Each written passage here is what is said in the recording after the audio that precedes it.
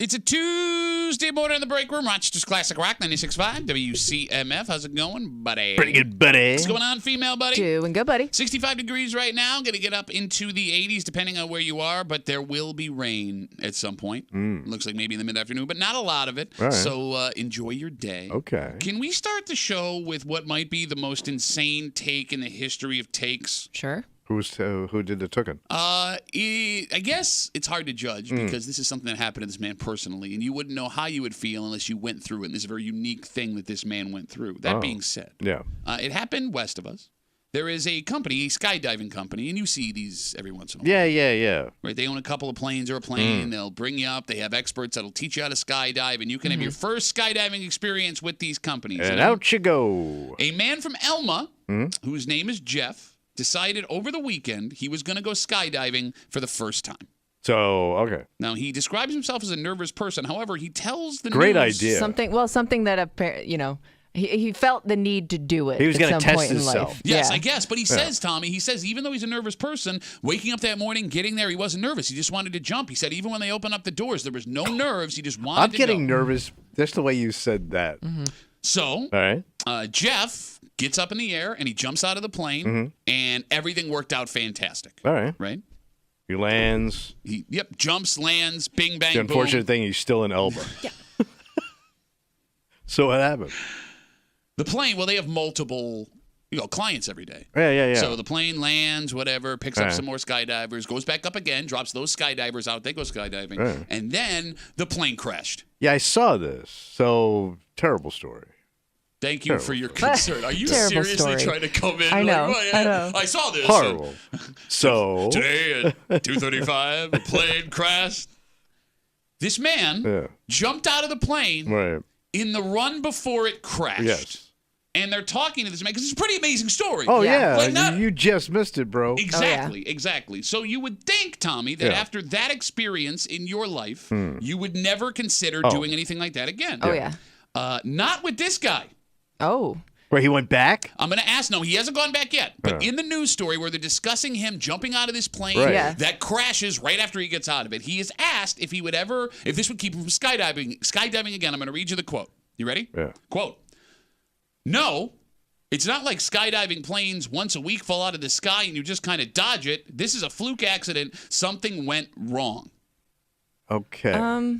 This happens more than, you hear these things every once in a while with these private companies that teach this stuff and it doesn't go well. Well, the what he signed up for went well. Yeah. That is the most, that's the most like, he was okay. That one was all right. You did have a parachute Thanks. that worked. Wait a minute, I don't...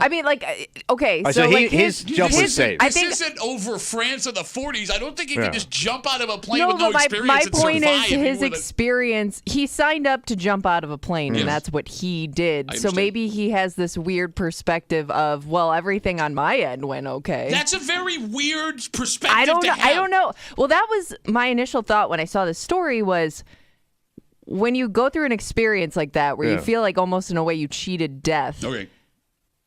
Would it make you a more cautious person, or would it make you feel like you're invincible, like I can do anything That's a now? good question. 252-WCMF, 252-9263. Are there people that have done the skydiving thing before? What was the experience like, and are you crapping your pants? Because I'm not interested at all in any of that. No, it looks too hokey. I'm not getting your flimsy-ass plane. Okay, that sounds like a guy who's afraid to skydive. Yeah, I am. I don't like heights. Okay, you can And just I say don't that. mind little planes. You don't even like little planes. No, well, you don't mind little planes because you're a little person. Yeah, they're built for me. For you, it's a big plane. Yeah, it's like a jumbo jet. Look at the fly. No, but you think about it. It doesn't look safe to me. What about plummeting out of the sky with just some fabric to keep you from smashing into it at a million miles an hour while this you're in it could potentially crash while you're in it or after it drops you off? Wait, who packs the chute for me? That guy? Well, I would assume so. And what's his qualifications, man? Fluff and fold? I don't know. That's I used to work at the laundromat. Let me get it. You got to tuck them quarters in good, boy. I think when you first, I don't know, when you first go skydiving, don't you have to be attached to like an expert? Oh, you jump out with the like you in jump one of out the bushes with somebody. You're like George Senior coming out of the sky in his 90s. I don't know if that's mandatory or if that's something they do. I guess I thought you, like, your first time around, you had to be attached to an expert. You want to Google it if that's like a rule? I mean, is there like a governing body of skydiving that has like specific rules? Is. Well, why would there be though? They're like a federal government. Like, well, you got to be licensed, right, to do this. I don't know. Like skydiving is a completely unnecessary thing. Like the FAA exists because you need to fly, right? The Department of Transportation exists and the DMV because we all have to have cars to make the road work. You don't have to jump out of the sky. So the idea that it has to be regulated may not be the case. But it should be. Okay. Like you can't have a business where I throw you out of a plane at 2,000 feet and say thank you for your time. But you made the decision to go do it. I understand that. But, like, I'm dumb. You're going to teach me how to do this dumb thing. I mean, how hard could it be? Dude, you just jump. It doesn't look complicated. But don't you have to, like, pull it at the right time? If you're watching a live stream, you can see a man skydive. If you ever want to learn how to skydive, watch Tommy right now. You look like the world's oldest, crappiest bear. Well, I think... Kill me, please. I'm in hell. Oh, I'm in hell. Yeah, I think you have to like pull it just at the right time, like at the right out. No, hold on, let me write that down. Pull it right time to not become at the thing right in grass. Altitude, because if you pull it too early, you could pass out. I'm pulling that thing as I'm leaving. No, then you're gonna pass out. I'm pulling it in the plane and then stepping out gingerly. Why would you? Putting like 1 foot out at a time. Can you slow down a little? Why would you pass out? Because of the altitude. Well, wait. There's less oxygen. But wait a minute, if my chute is deployed, if I'm passed out, I'm still gonna not die. Yeah, but you're only up like 2,000 feet.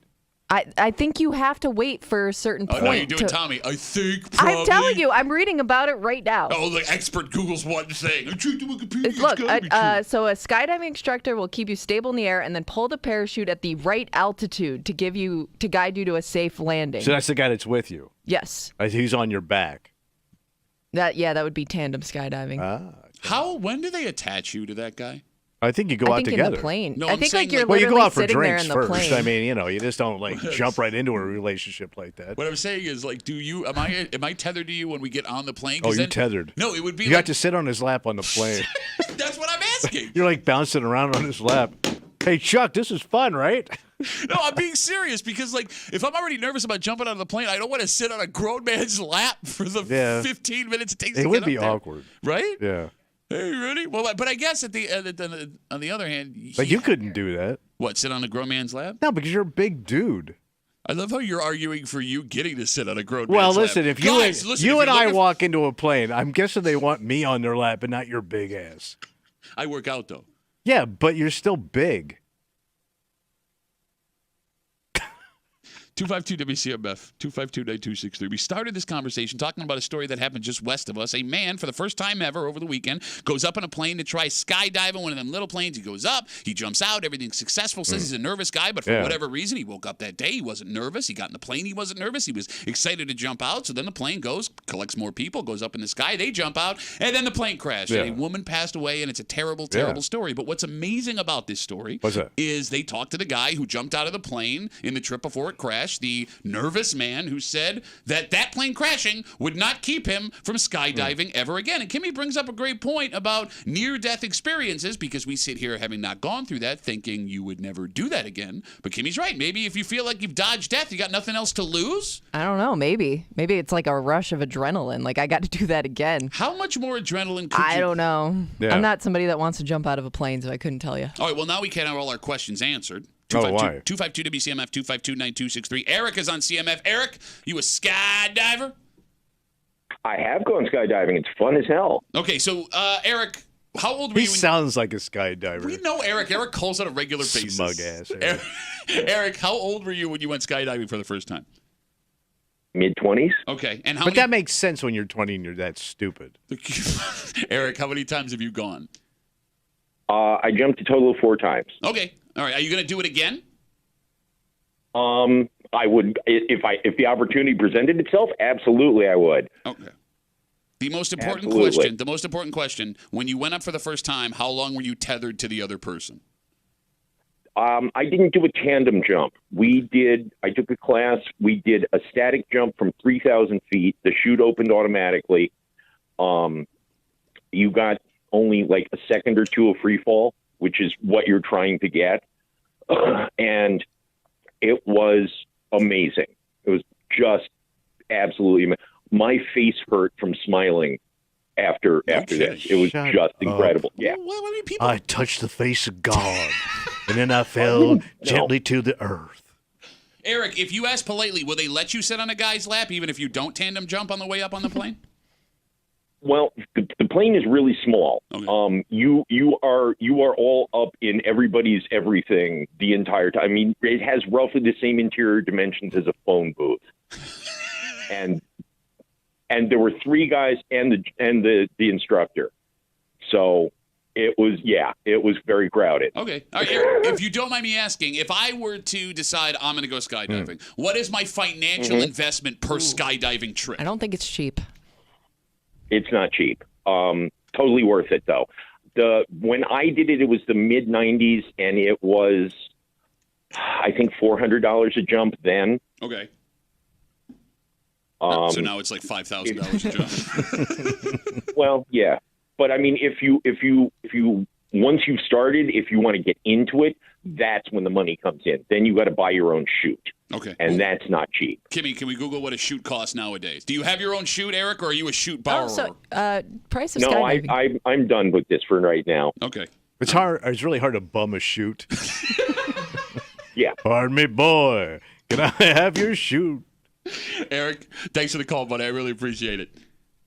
Have a great day. There goes Jumpin' Eric. So I don't know if the price of skydiving is more...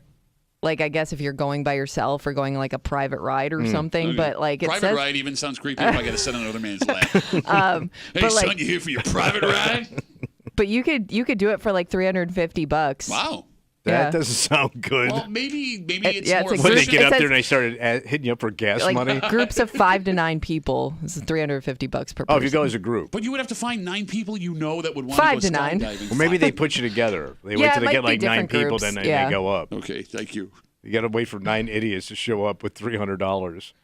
I mean, maybe it's one of the, like, I'm horrified by this, but maybe it's one of those things that if we did try it, it would change our perspective on...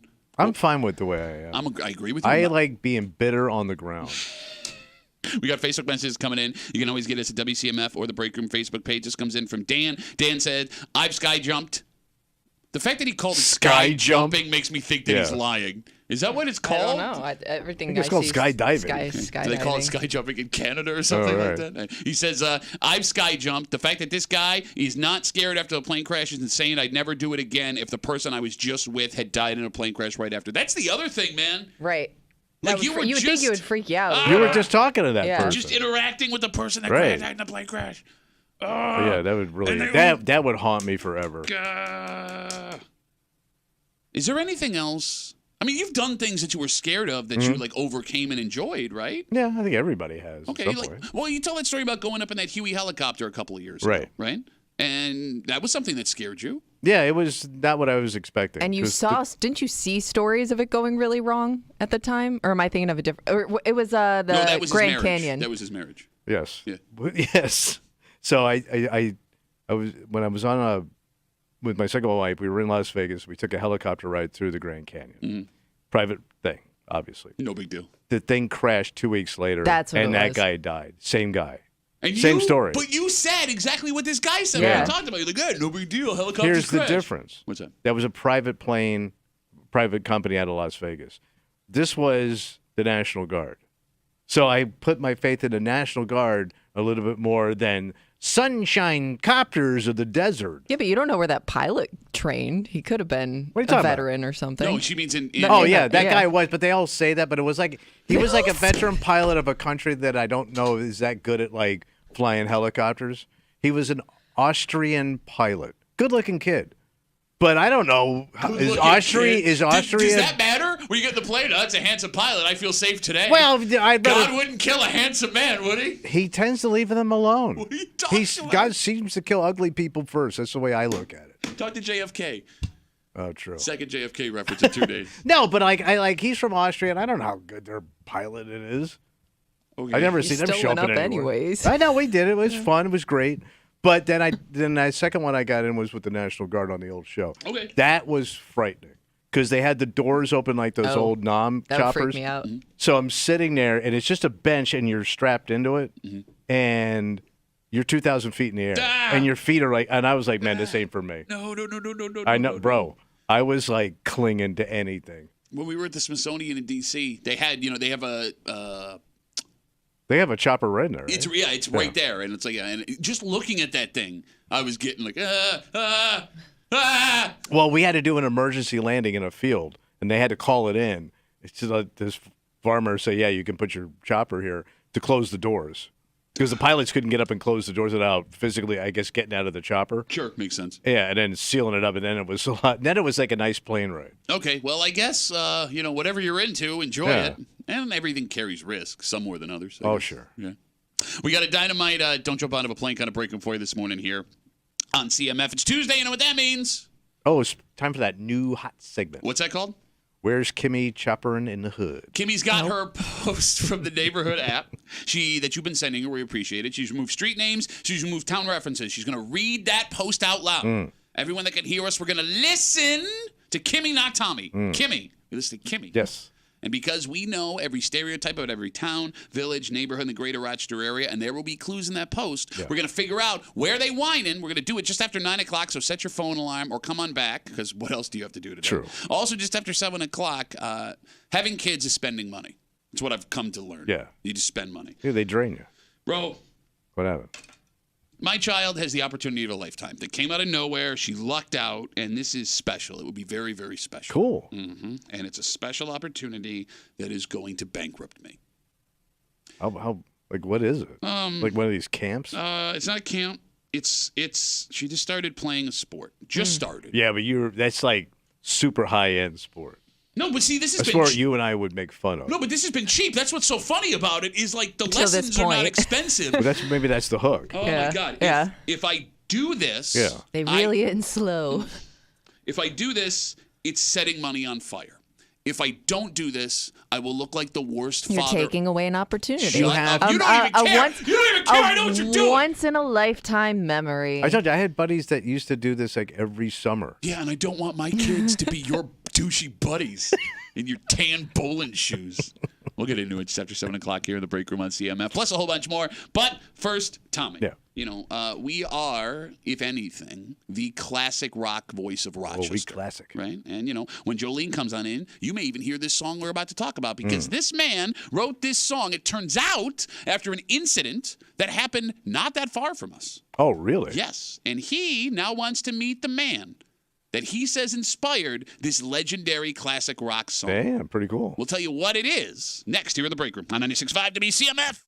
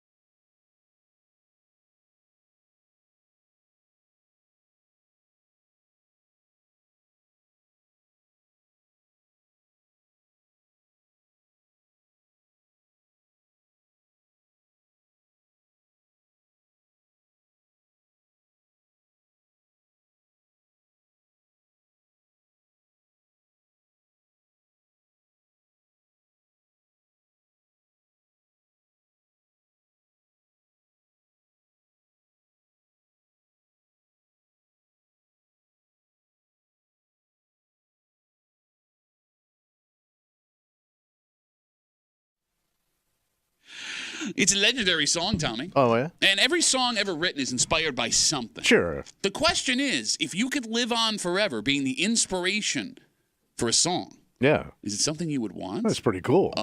Makes you maybe. iconic. Sometimes it's pretty cool. All right. Sometimes. Oh. You're hanging out in the break room, Rochester's Classic Rock 96.5, WCMF. Just after 6:45, we're going to unlock the worst fear you could have that you did not know could happen.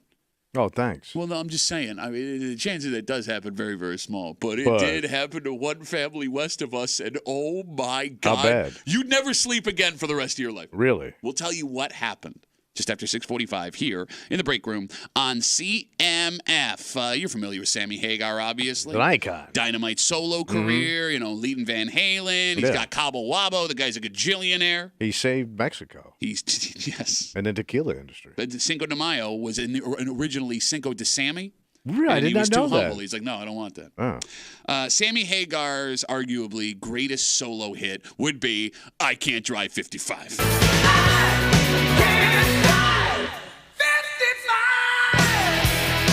Did you know, Tommy? What's that? That song was inspired right down the street from us. From here? Yes. So Sammy Hagar says that in 1983, he had just gotten back from a tour in Berlin, and at the end of the tour that had taken him over 3 continents, he, his wife, and son were in the car.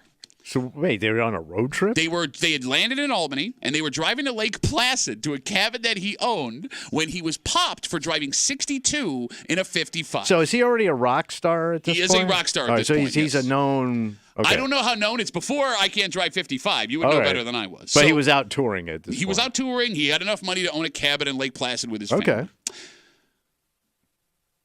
So the cop pulls him over. For doing 62 in a 55.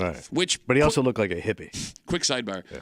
Knowing he was only doing 62 in a 55 kind of ruins the song for me. Yeah, because it sounds like he's in Southern California in a hot rod. Yeah, and like he's doing 100. Like he's and singing. His kids in the car in a car seat. He's off. It kind of ruins it. Like there's snacks in the car. Right? Like, take my license and know that job for 7 miles over. Like you had Ziploc bags of like Frito corn chips in your car for your kid. So Sammy says in this interview he was the only car on the road and that the cop was being a hard ass. And after he got the ticket, he started reciting lyrics to the song that his wife wrote down, and the rest is history. Wow. Now, 2 interesting things about this. One, it's another connection that Sammy Hagar has to our region. Right. Let's not forget, he was a garbage man in Rochester for a little while. But second, he wants to reconnect with that police officer. Is that guy even around? So we don't know. It was 1983. We don't know. Yeah, I mean, the guy could be dead. Right. But he recently played a show in that area, Sammy Hagar did, and he was trying to get a hold of the cop who inspired the song to meet him, get a picture, and have a few laughs. But you would even have to like know the guy's name. Well, the cop would have to know it was him. I mean, I don't know. Would you remember some random person? That's what I'm saying. Like that cop may not even know that he did that day. So did they connect? We have no word on whether or not they connected. You would think. I mean, if something that happened 40 years ago, we would have heard about it. But who knows? Can I ask you a question? Because this cop inspired this legendary song. Sure. Would you want to be the inspiration for a legendary song? Only if it's like good. What legendary song inspiration is good? Name me one song. No, like if they're so great, other than your hit, they're so great. Depends how bad the tune is.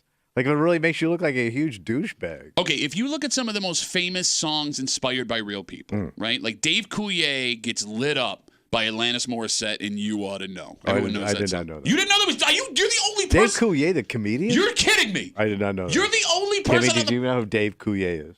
Yeah, the guy from Full House. Oh, sorry, I forgot. You knew that he was the inspiration for that song, right? I did not know that. No, the Alanis Morissette? Yeah. What's the tune? You Ought to Know? I don't know that woman's... Did you forget about me? Oh, okay. Did she... I thought like most of those angry... songs of the 90s were about him. About Dave Coulier? Yeah. But here's the thing. He was just running through tail in Hollywood and Canada. It's one thing to be, if you're famous and the song's about you, but if you're just a regular guy doing your job. Oh, I think that makes it better. I don't know. You think so? Well, I put it this way. Like, if you're a famous person that inspires another famous person's work of art, well, like, who cares? Like, you're already famous. But if I'm just a person and I had an impact on somebody's life that went on to be famous or already was famous, That's it has a much bigger impact. No, but here's what you guys are not thinking about. And the phone number is 252-WCMF, 252-9263. You get to live on forever being the inspiration of a song, but it's probably going to make you look like a dick. Right. That's if people know it was about you. Well, okay, but Carly Simon's You're So Vain. There were rumors that it's about Warren Beatty. There were rumors that it's about James Taylor. Now, that's been a thing for years and years and years and years and years. But if somebody sits down with Warren Beatty or sits down with James Taylor, they have a whole lifetime of work to also talk about. Yes. The only subject of this interview is not going to be, hey, is that song about you? If you, regular-ass douchebag walking around on the street, gets sat down and go, hey, do you know You're So Vain by Carly Simon inspired by Tommy? That's the only thing people are going to care about. He would make that his whole personality, though. Yeah, but that already is my personality. That's what I mean. I think most people would embrace it. He actually thought that song was about him. It was a good one. Anywho, no, I'm telling you, man, I don't think the attention you would get would be good for you a month after it was over, because that would be your legacy. It would just haunt you. That's what I mean. Yeah, I know. I agree with you. Okay, so you wouldn't want No. I mean, Kimmy, like, you're just a regular person. For the rest of your life, until you die, if a song blows up and you inspired that song and you made you look like a piece of crap, that's all people would know you for. People would assume before they met you that you sucked, even though you wouldn't have a way to, like, change their mind. You're branded. Yeah, but it's... Yeah. I guess... But you would have to tell people that, right? And you'd only tell people that if you were proud of it. Well, no, which most people are gonna. Let's say hey, you know that song? Top 10 song? About me. Let's say it wouldn't exist if it wasn't for me. Let's say you were at West Virginia, right? And John Mayer comes through town. Yo, John Mayer. Would that have been... Okay, Oh, calm down. Jesus. Calm down. Yeah. And you guys hook up and you have like a fling and you date and then you break John Mayer's heart. You say something mean and he writes a song, Kimmy's a Bitch, and it's a #1 hit, right? Bitchy ass Kimmy. That'd be awesome. Ooh, bitch ass Kimmy. That's awesome? Yeah. Because... Think of like the list of women that John Mayer has had, and you are on that list. How did you make it sound creepier than Tom? He had her body. That John Mayer has dated or hooked up with. I think like Taylor Swift's on that list. No, I understand that you and Taylor Swift. Okay, if dudes are Eskimo brothers, what are chicks? I don't think there's a word for it. I don't know what. I mean, it'd probably be pretty bad. Can you please Google the quote? If dudes are Eskimo brothers, what are chicks? You're familiar with? I don't want to. Okay. You're familiar with the term Eskimo brothers? I'm going to keep everybody up to date. Do you know what it means? I have an idea, but I don't want to say it. No, why? Well, it's dirty. Yeah, go ahead. I'm not going to say it. It'll get delayed. Oh, look who's concerned about a dump button all of a sudden. I live my life so cool, but something little changed in the room today, and now I won't say what I want to say. Careful. That's another hit song from Kimmy's album that John Mayer wrote, because she's a bitch. Dude, WCMF. All right, so explain. Eskimo brothers is when you and your buddy have sex with the same girl at different points in time. You are now referred to as Eskimo brothers. I was close. Okay. All right. Okay. We'll go with this. We do have a young person in the room, which we will introduce at some point later. You came up with. We jump in. This is Claire. She is our new intern. Claire. If the Eskimo brothers are dudes, what are girls? Hi everyone. Spit Sisters. Okay. Dear God. Wow. Thank you. Wow. I want to leave now. Great to talk to you. Thank you for your help. I was gonna say I could not find that. I found Eskimo Sisters, but that's boring. Yeah, I don't want to say the other one though. That was right. For God's sakes. All right. 252-WCMF, 252-9263. Sammy Hagar, I Can't Drive 55, was apparently inspired by a police officer, an actual incident that happened just east of us when he was going to Lake Placid off a tour in 1983. And we're talking about having a song inspired by you. John. Now I got John Mayer's hit album, Kimmy's a Bitch, stuck in my head. Sammy Hagar wanted to meet this cop when he did a recent show, take a picture, have a couple of laughs. Would you want a song that made you look like an idiot, douchebag, heartbreaker, piece of crap? To live on forever. Tommy says, no, I'm with you. Kimmy's like, yeah, give me all the attention. Yes. I hooked up with John Mayer. Because no guy's going to write a song that mean about a woman, so she's safe. What are you talking about? There's plenty of mean women songs. No. Me, like, really mean. Not an evil woman. So goddamn vague. It doesn't get any more mean than evil. You don't even know what you're evil about. What's worse than evil? It's way worse than evil. You and I have dated way worse than evil. Look, man, with all due respect. I know. They weren't evil. I dated a chick with actual fangs. It was bad dental. 252-WCMF. Let's talk to Joe. Hey, Joe, how are you, buddy? Hey, good morning, guys. Hey, Duff, what if you're the smoke show and one of those songs like Katie's Mom's Got It Going On or Hot for Teacher or one of them things? Yeah, one of them pedophile tunes. Where, the kid gets touched. What about one of them? What mine would be? I want to be the kid that got touched at the pool. Wow. He's having a morning, isn't he? Joe, listen, but it never works out that way. Yeah. You're never going to be like Joe. It's one of those songs where it's catchy, and then you start to read into the lyrics, and you're It's like, horrible, oh, no. man. If you're the smoke show and Katie's Mom's Got It Going On, Isn't it you're still being Stacey? talked about today. That song still comes up now and then. All right. So, Joe, you're going to be the smoke show that inspires the song. That's what you're going to be. If you're that woman, God bless you. Yeah, man, because they were hot as hell. All right, Joe, thanks for the call, buddy. Great call. Thank you. Have a good rest of the day. It's funny, too. Like, you think about, like, the songs that are inspired by other people. Yeah. We brought up You're So Vain, Warren Beatty, Taylor, James Taylor. John Lennon wrote How Do You Sleep about Paul McCartney. I mean, they were best friends at one point. He rips him apart there. The most embarrassing song about someone else that didn't involve romance in any way might be Aerosmith's Dude Looks Like a Lady. You know that story, right? I don't know the story behind it.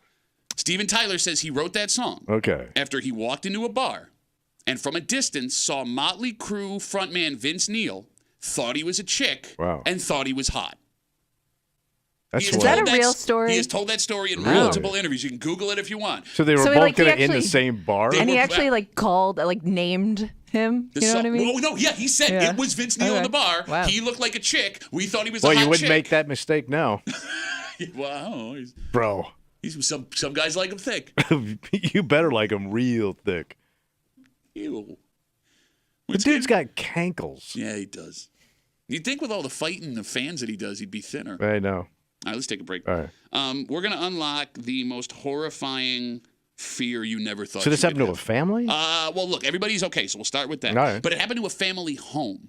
And there are things that can slam into your house. We're aware of this, right? Yeah. The bigger and scarier, the rarer it becomes. And this has to be the rarest of the rare because this thing is only supposed to stay on one road track the entire time. How's it end up in your house? Next in the break room on 96.5 WCMF.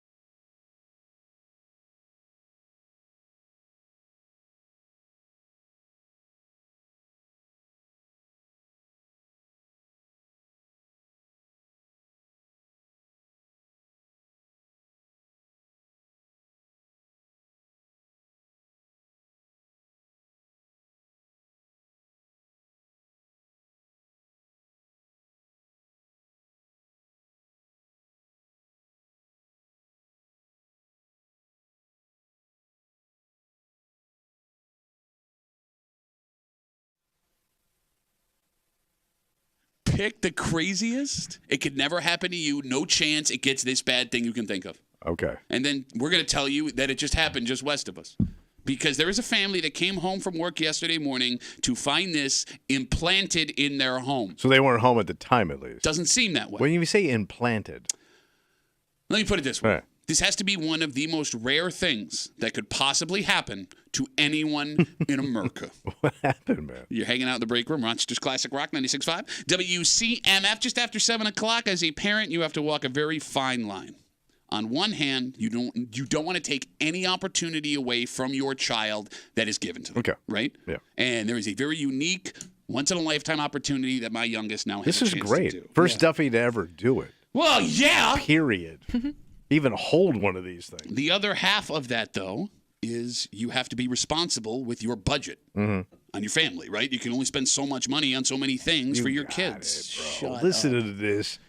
What do you mean, listen to this? Do you Dr. understand? Empty Pockets over here. I ain't got it. That's another new hat. I've had this hat forever. No, that's a new hat. Kimmy, this is an old hat. What Look at the busted league is that from?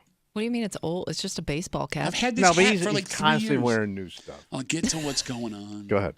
Just after 7 o'clock here in the break room on CMF. This story happened just west of us near Niagara Falls at the border. All right. A CSX train derailed When? yesterday and smashed into a residential home. But they live that close to the tracks? The train drove into the house. So you got to be like right next to the tracks. Thank you, Dr. Empty Pockets.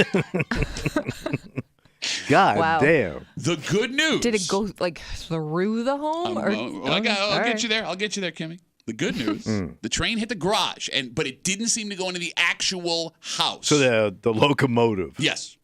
And there are also reports that no one was home when it happened, although that's going back and forth, which nobody's hurt. If you were home, you would think it's a tornado. Not being home when a train hits your house is the luckiest thing that can happen in an unlucky situation. Yes. So again, no one was hurt. The bad news What's that? The train spilled over 2,000 gallons of diesel fuel into the sewer system in the neighborhood. Yeah, but it's Niagara Falls. What does that mean? It's a toxic dump. It's where Love Canal is. Kimmy doesn't know what that is. I have no idea what you're talking about. You don't know Love Canal? That was the name of the song that John Mayer wrote about Kimmy.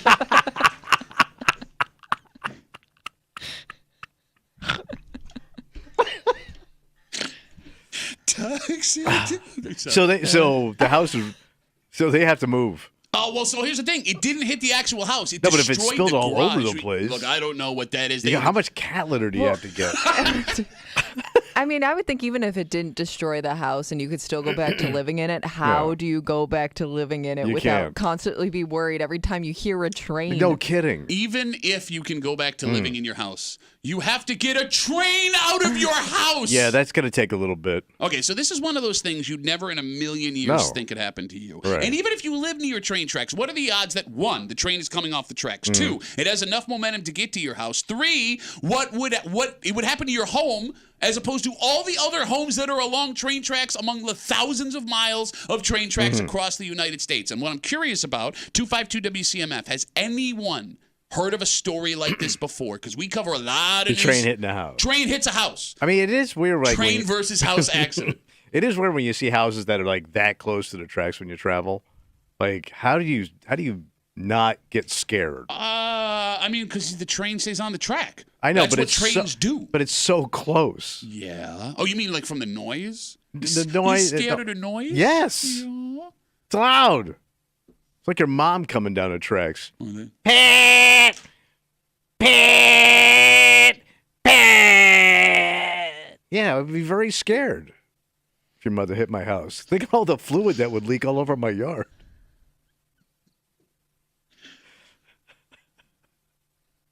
$252 WCMF. 252-9263. To go down a point that Kimmy brought up a second ago. Go ahead. With this train hitting a house during a derailment in Niagara Falls yesterday, if this were to happen to you, when it's all cleaned up, would you feel super safe? Going back on that, well, listen. What? You know how they say, like, Tommy, when a plane accidentally hits a building in a major city, that apartment is, like, the safest place to live on the planet? That's true. Right? Like, the chance that specific apartment gets hit again is almost zero. No, but that's not the same. Wasn't it?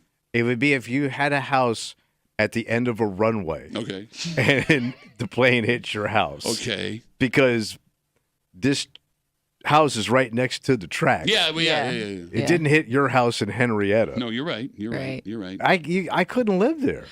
But then again, just know what's up? If you wanted to move, how do you sell it? You ain't. Well, I mean, no. But this might be the one house you can't sell right now. No, but train house. You just wait. Brand new floors. One of my favorite 70s disco songs. People all over the world. Train house. Look, I mean, you just have to wait a little while until the story blows over. Yeah, but the neighbor, I don't know. People are going to do a research on that house, I imagine. Do they? Or you just want to buy that? Okay, yeah. Yeah, you Google it, right? There you go. Train house. I mean, you're right. Like the fact that, I mean, to your point, trains are big, they're loud, they're intimidating. Mm-hmm. I mean, if you grew up around train tracks, you know how scary just a normal-ass train going by can You're sound. a hobo. So after this train hits your house, to hear that noise. Every time you would freak. Yeah. Just pucker up immediately. Yeah, because think of the noise, just like the rumbling and the vibration in your house. I'm freaking out. This is the Do we know how close it is to the tracks? Like, did the train it had to be travel a pretty little bit before it hit the house? So it says that the train, it jumped the tracks, ran through a fence, and then smashed into the red brick garage, stopping before it fell. It's got to be pretty close. Yeah, well, but it went through a fence. Yeah. There was a fence. The train fence did not work. Man, it didn't hold. I also like the thing that I would be concerned about the most, because yes, maybe I want to get out of that house eventually, right? Because, train in-house, right? How long does it take to fix a train in my house? And how do you get the train out of the house? Seriously. They got to come in with all the heavy equipment to lift the damn thing out. Dang, so what is that? It's going to ruin your hedges.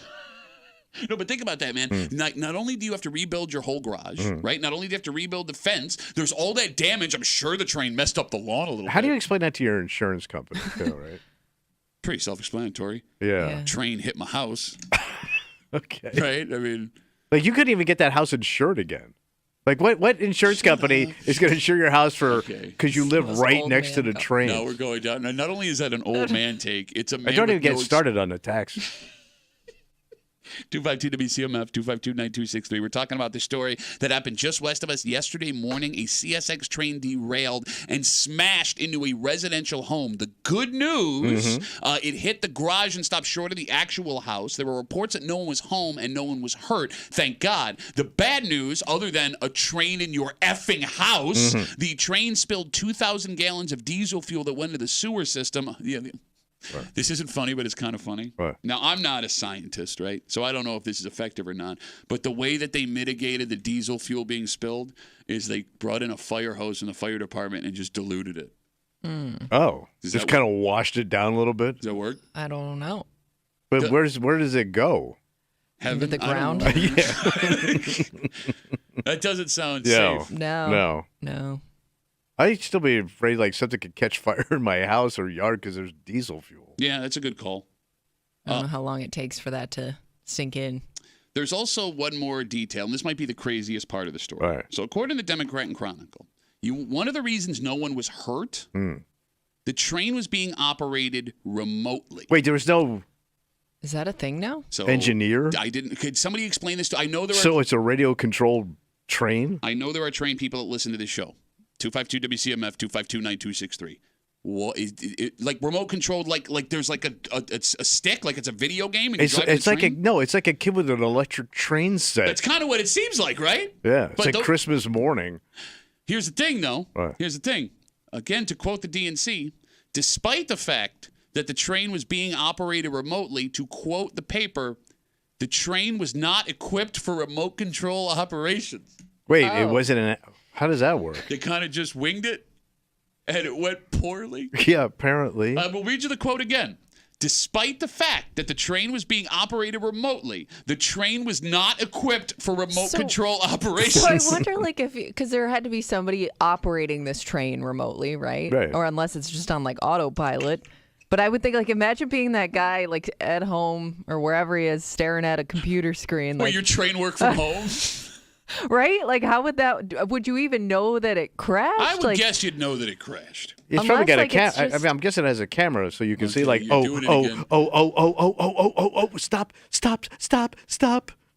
You doing that thing again? Like, imagine that like the feeling of helplessness when you start to see this thing go wrong. Yeah. Although it probably happens pretty quick. So what am I doing? Yeah. Well, no, like you did that thing, like you said, probably. You don't have to. Give Everything's us an got answer. a camera. What would you need a camera We got for? stupid cameras here. Yeah. Pointless ass camera. You can't put one on a locomotive. I'm just saying, like, why would you need the camera? It stays on the track. No, it doesn't. Okay, most of the time Does it it? stays By the on the way, track. you know how many- I also love how you think if the camera was there, if there was a camera, it would stop it. Well, you may notice Hit the something. brakes, man. Like, you'll be amazed how many train accidents happen around the country. Oh, here we go. Old man train talk. Do in you the know break a room. train hits a car every day in this country? Every effing day. Is that a real statistic? Yes, because I didn't believe it when I heard it. Okay. I guess that's not crazy. That I look at that. If you're in the car, it is. Well, yeah, but most of the time when the train Hey, hits the, this is pretty common, actually. Believe it or not. what do we got? So I'm looking this up now. Okay. I don't know if this is true. This is from a caller, but they seem to believe that this is the second time that house has been hit by a train. No, they got hit by a train twice. No. Same family? I don't know if it's the same family, but the same house. Kimmy's on it. Maybe fix that part of the track. I mean, I'm not an engineer, right? I'm just thinking out loud here. No, bro, going back to the whole car hitting train thing, I mean, I guess it's not that crazy. 330 million people. What do you got? 9 in 10 There's 9 cars for every 10 Americans. So, do you remember being on the road when you'd be way out in the middle of nowhere and there'd be train crossings with nothing? Yes. That used to freak me out. Like, you had to look because there was nothing there. That is creepy. Except a sign that says train crossing. Kimmy, no guard, no lights. There are highways that have train crossings when you get into the Midwest and the West. Yeah, because they're in the middle of nowhere, like in the Dakotas. It's horrifying. Like, they couldn't get one guy out there with some electricity to put the arm down. But you know what? I mean, there's one car every 2 hours in some of those Yeah, but I'm not places. used to it when you're driving around. Well, just don't be a bitch. Look. I got fabulous material to deliver to these people. I would argue, what were you carrying siding? I would argue that 99% of the time when a train hits a car, it's the car's fault. Probably, right? yeah. So, like, don't be driving on the tracks when a train's coming through. All right, write that down. Stay off the tracks when the train's coming Pat through. Duffy driving school. Butthead. No. According to the Lockport Journal, this is the second time that garage has been hit. Just a garage. And there's a picture of it, and it's really close to the tracks. I'm going to cut my whole way. I want to see. So how do you sell the house then? You don't. You just got to ride it out, both literally and figuratively. It might be a rental. I mean, somebody might be because who would buy that? Who would rent it? Rent is anybody. You're telling me right now. You're telling me like rent is out of control. People cannot afford it. Mm-hmm. And if that was like really reasonable rent, okay, you wouldn't take it. Let me ask you a question. What if I came to you and said I will lower your mortgage by $300 a month, but there is a 10% chance a train plows into your living room? I would take it. You would not. If you're take poor, it. You would if you're not desperate, take it.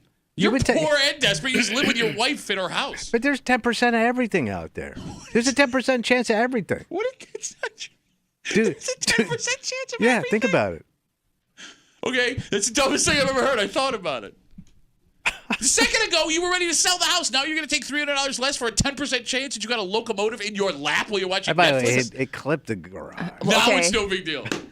So the first time it happened was in the 1970s. It says a train hit the garage behind the same house. So I don't know if they had a garage in a different spot in the yard or We'll if that move was the garage somebody here. else's It'll be garage. fine. It'll be okay. But back then, 1970s, probably just hauling like cigarettes and Jack Daniels. So you had like spilled Jack all over your yard and Camels. Once every 50 years isn't terrible. All right. Once every 50 years. All right, let's take a break. You do not want to take any opportunity away from your child. No. Right? Like if they have a chance to do something unique, to grow, to see something that they wouldn't normally see, you feel like a parent, you have no choice but to allow them This to is do great. that. This is what it's all about. What a great opportunity. No, but here's the problem, Tommy, and every parent can attest to this. All of the great opportunities your kids get presented cost things, and it seems... who sounds like an old man now? Daddy Chintz. Daddy Chintz. Bro, you never had kids. You don't know nothing about nothing, you selfish prick.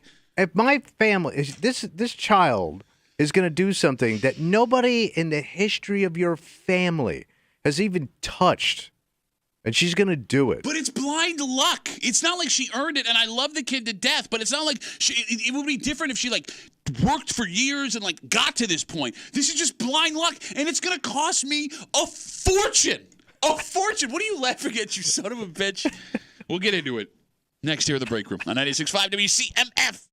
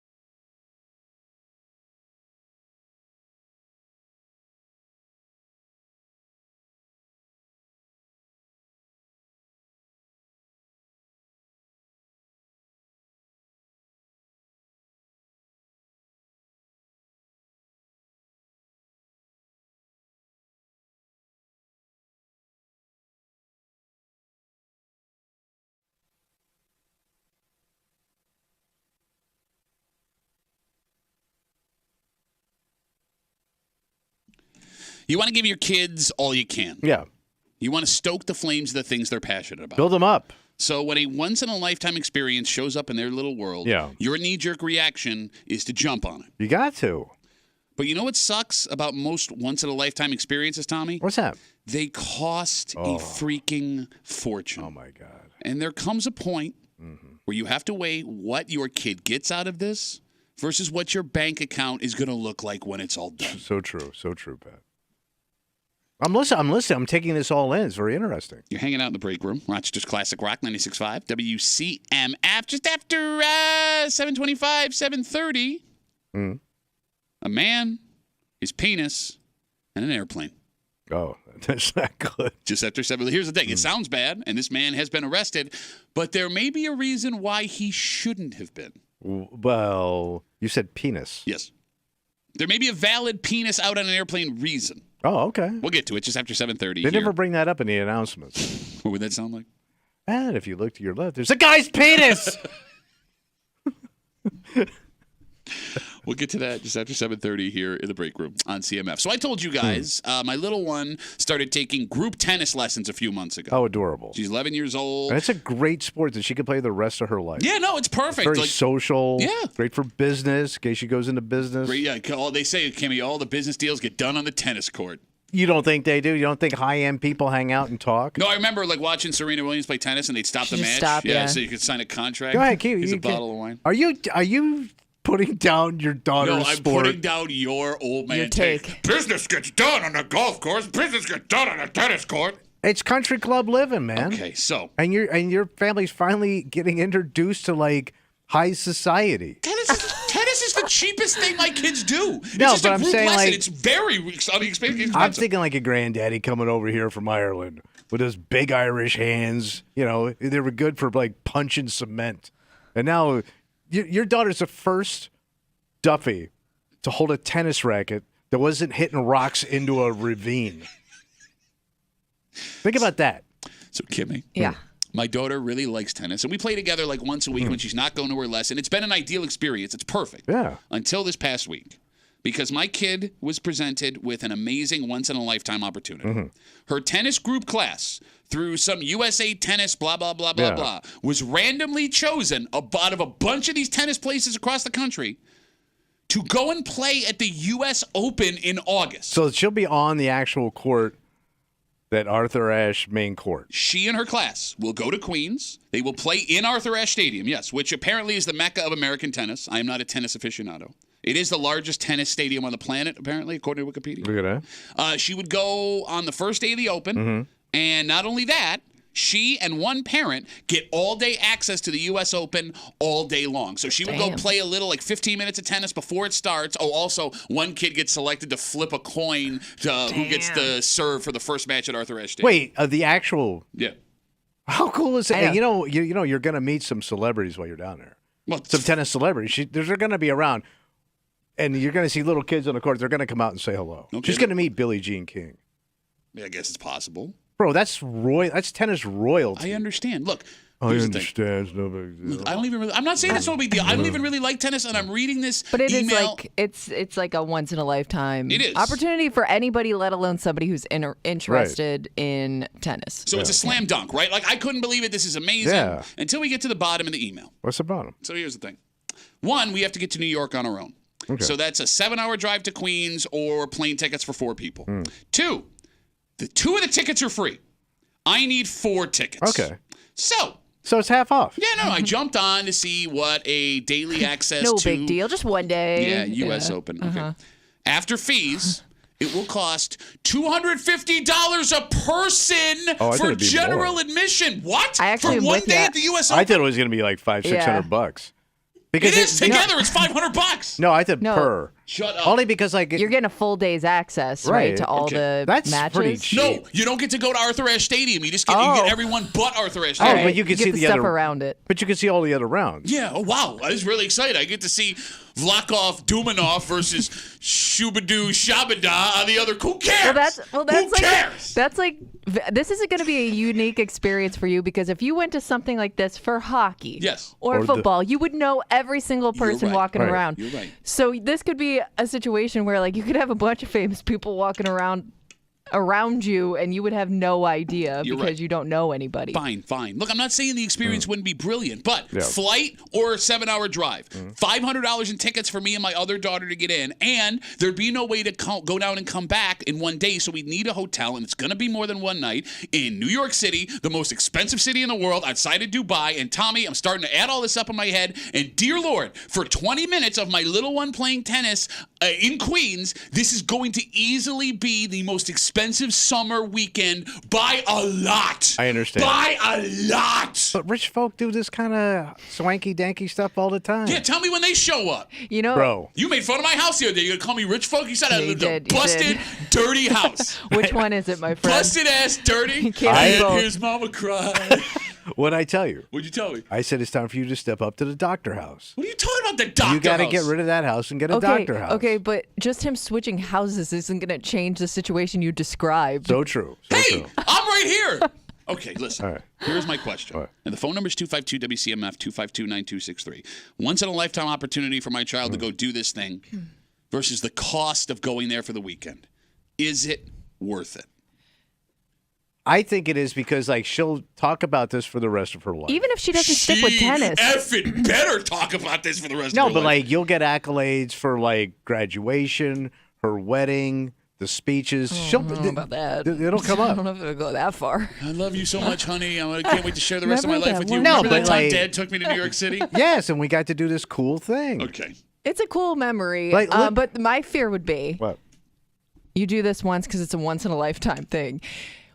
What's going to happen next year when that same once-in-a-lifetime opportunity may or may not come Ain't up happening. again? This is a one and done. This is a uno and dono, as they would say in Mexico.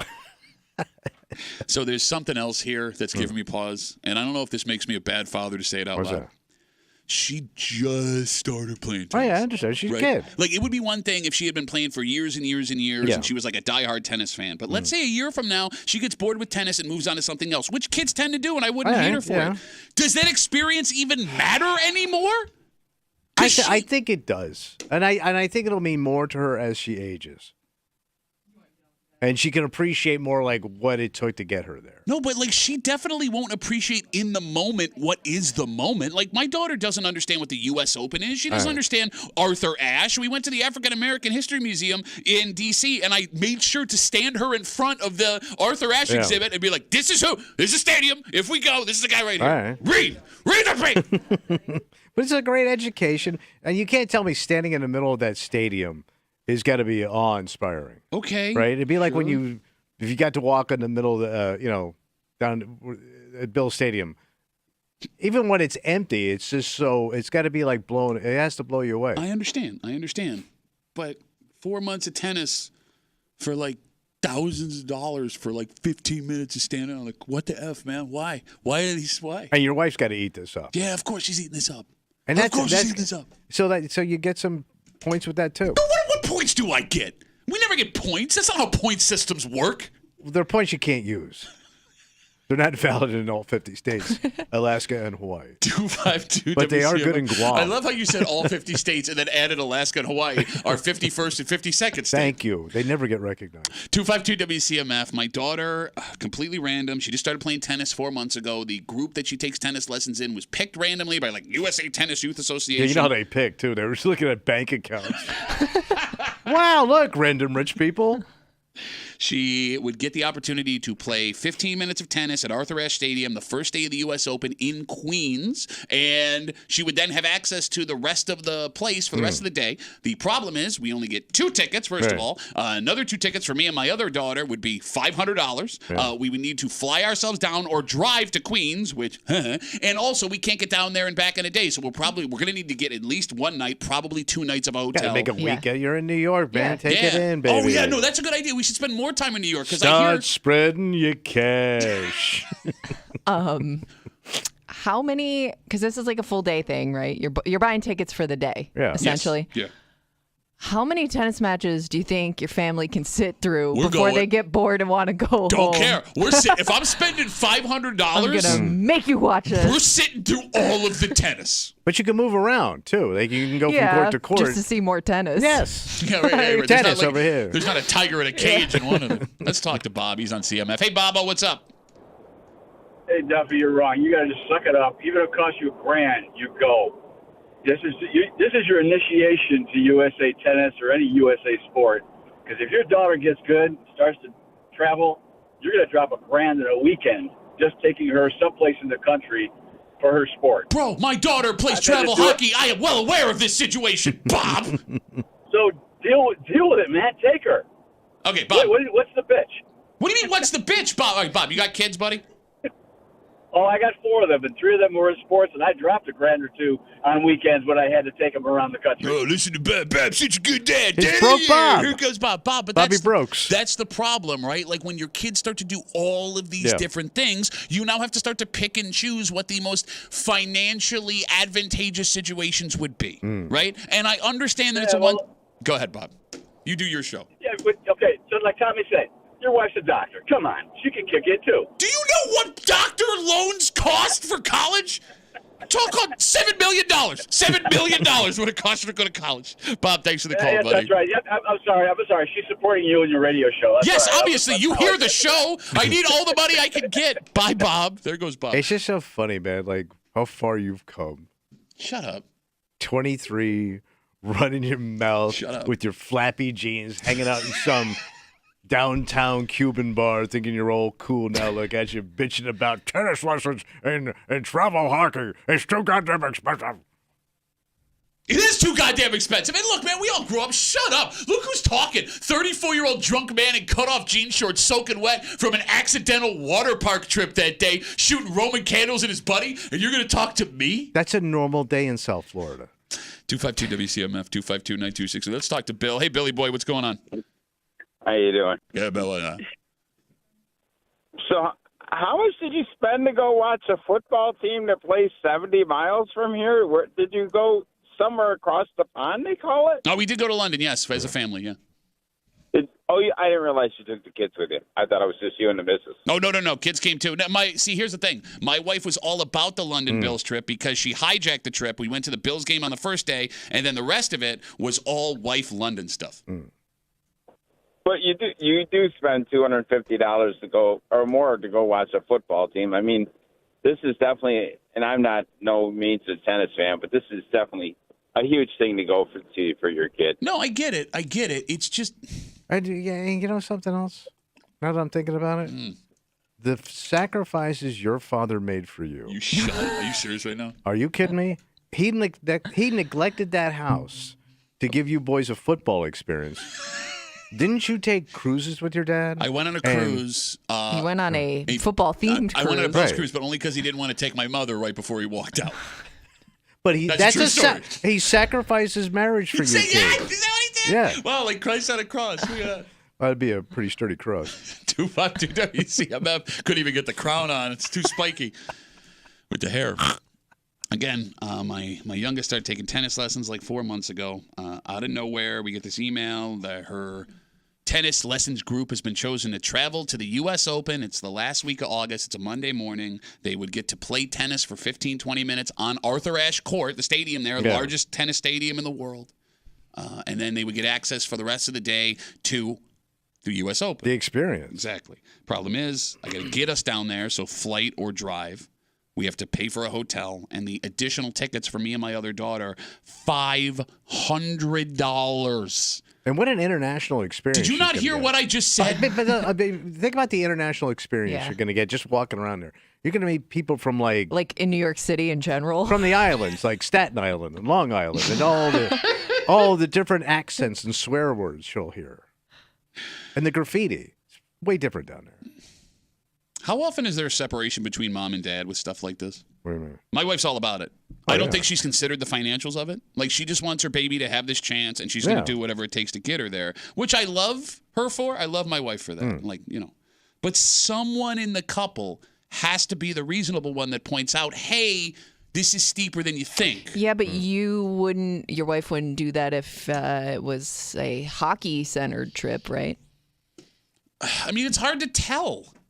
Like, but here's the thing. Like, even if we talk about hockey, like my oldest who plays travel hockey, which is not cheap. No, it's just not. a sport in general. You shut up. You've never spent money on anything but yourself in your life. You're the most selfish prick I've ever met. I'm very expensive. No, I have a legit. I'm my own Arthur Ashe. And you're the worst person to have this conversation with because you were a spoiled ass, brat ass, bitch ass kid who got a boat and tuxedos and whatever the hell he wanted. So of course you'd be like, hey, you gotta give the kids everything. Look how I turned out. Don't you want her to be just like me? But yeah, I mean, y'all came up tough, and now you can give your. This is the American dream. Mm-hmm. You both came up hard. Yeah.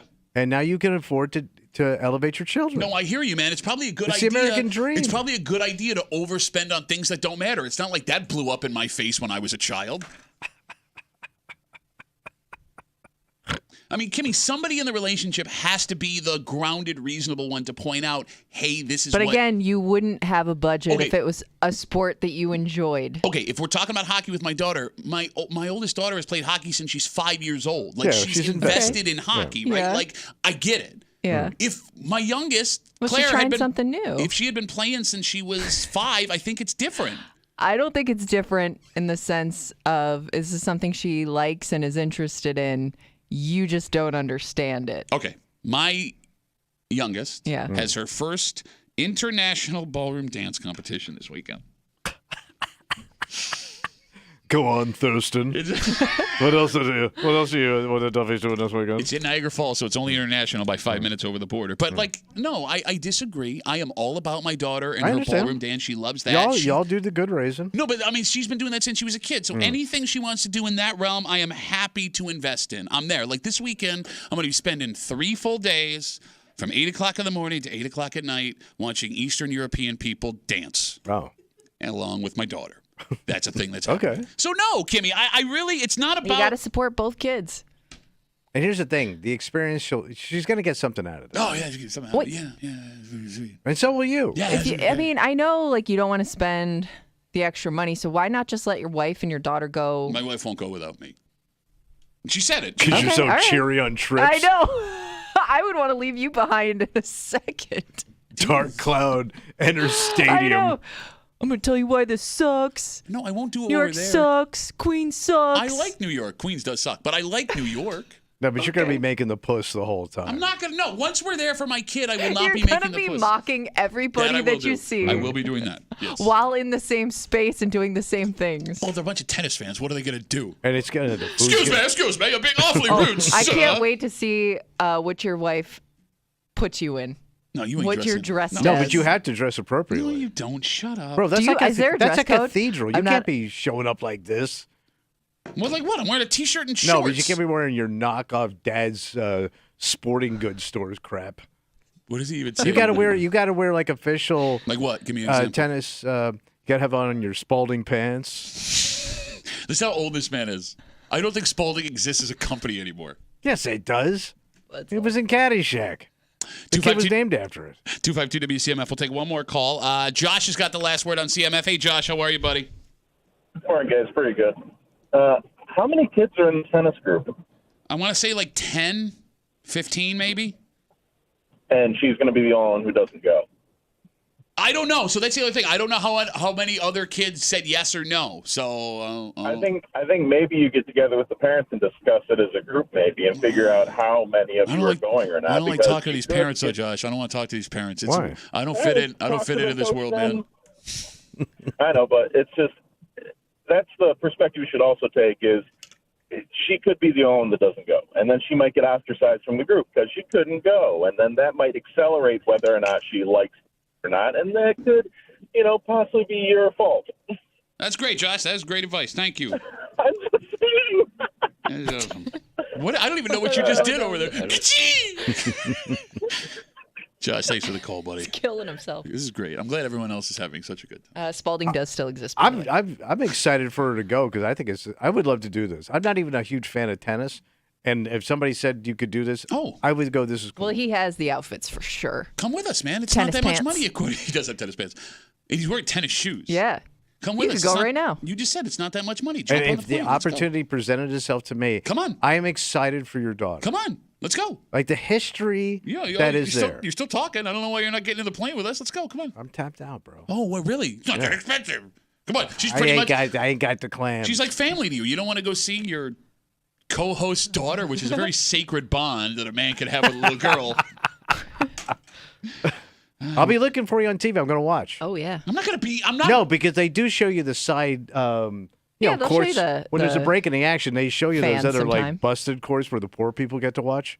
And I'll see your poor ass out there. Oh, now I'm poor. I went from know, Dr. you Buddy can't have- Mansion. yeah. Now we're boy. going to zoom in on poor folk court. All right, let's take a break. They seem to be hitting rocks at each other. A man's penis out on an airplane.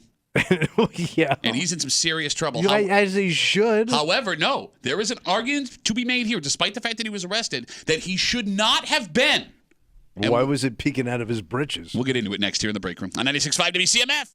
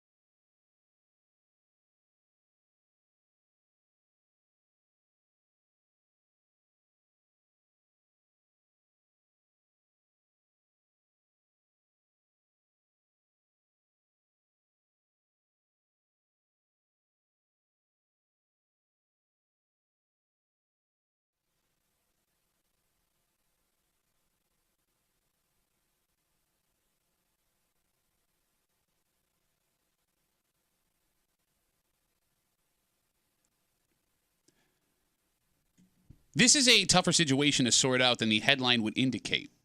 Okay. Because if you were on this flight, you would freak the F out, and rightfully so as soon as this happened. All right. What happened? Well, this man, it seems, put himself in this position to do this disgusting thing. However... Wait.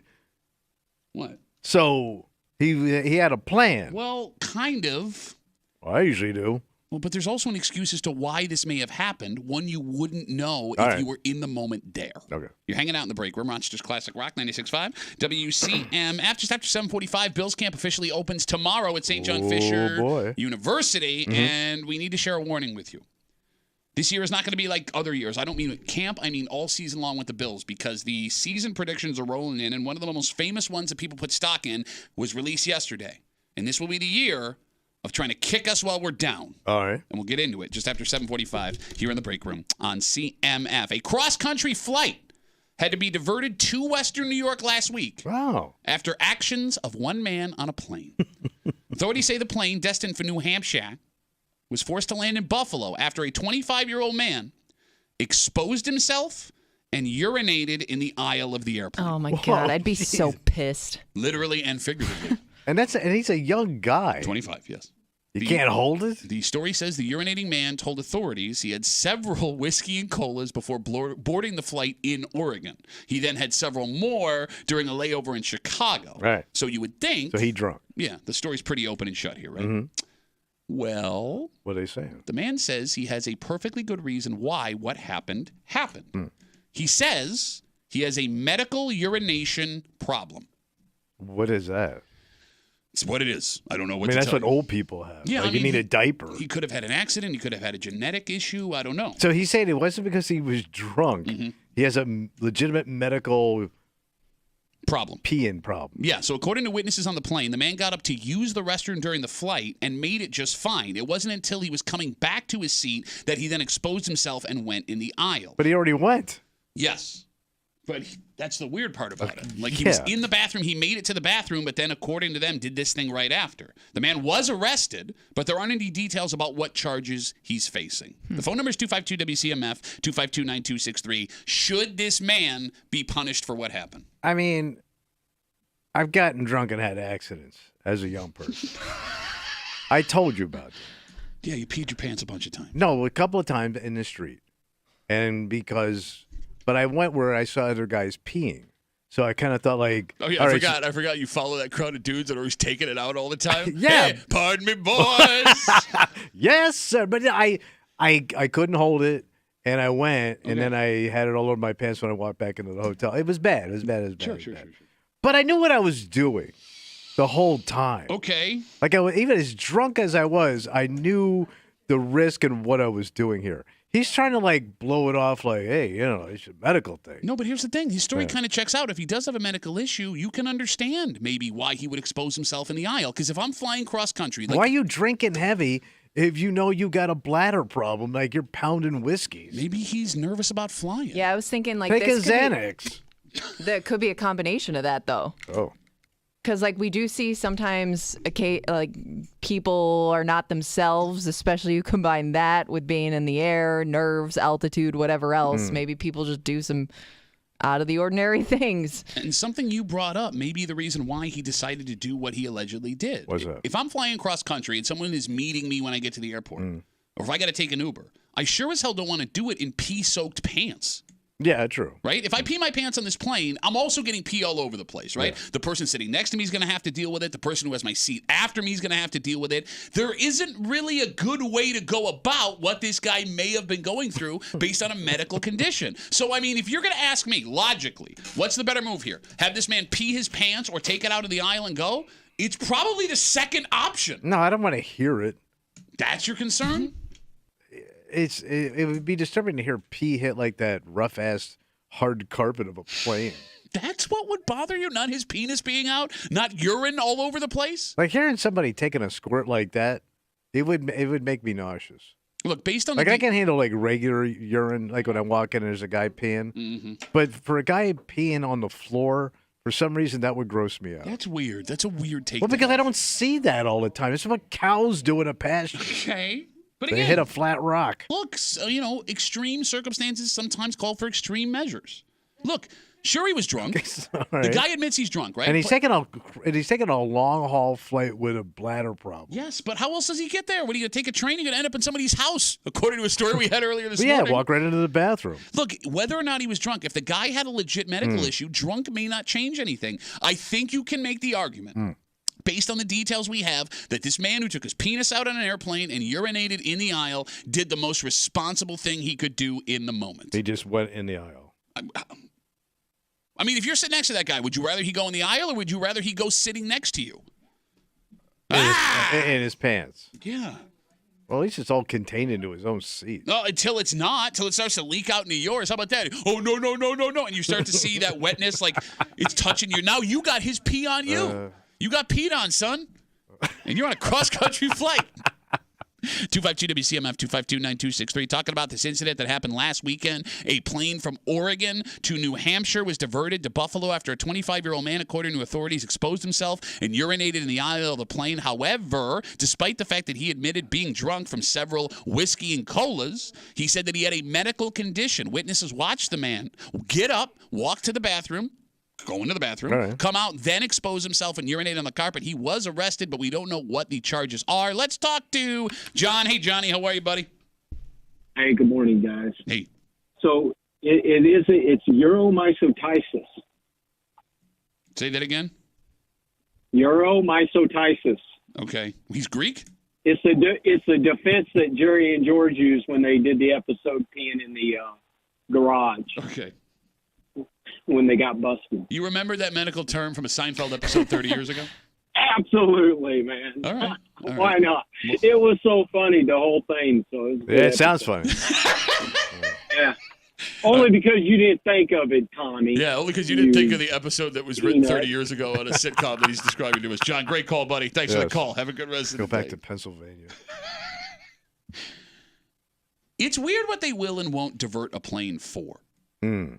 Like, I don't blame them for diverting this plane. I'm sorry, Kimmy. Because we've seen stories where the flight attendants have to basically tie people up. Hog time, yeah. But it seems like that's not.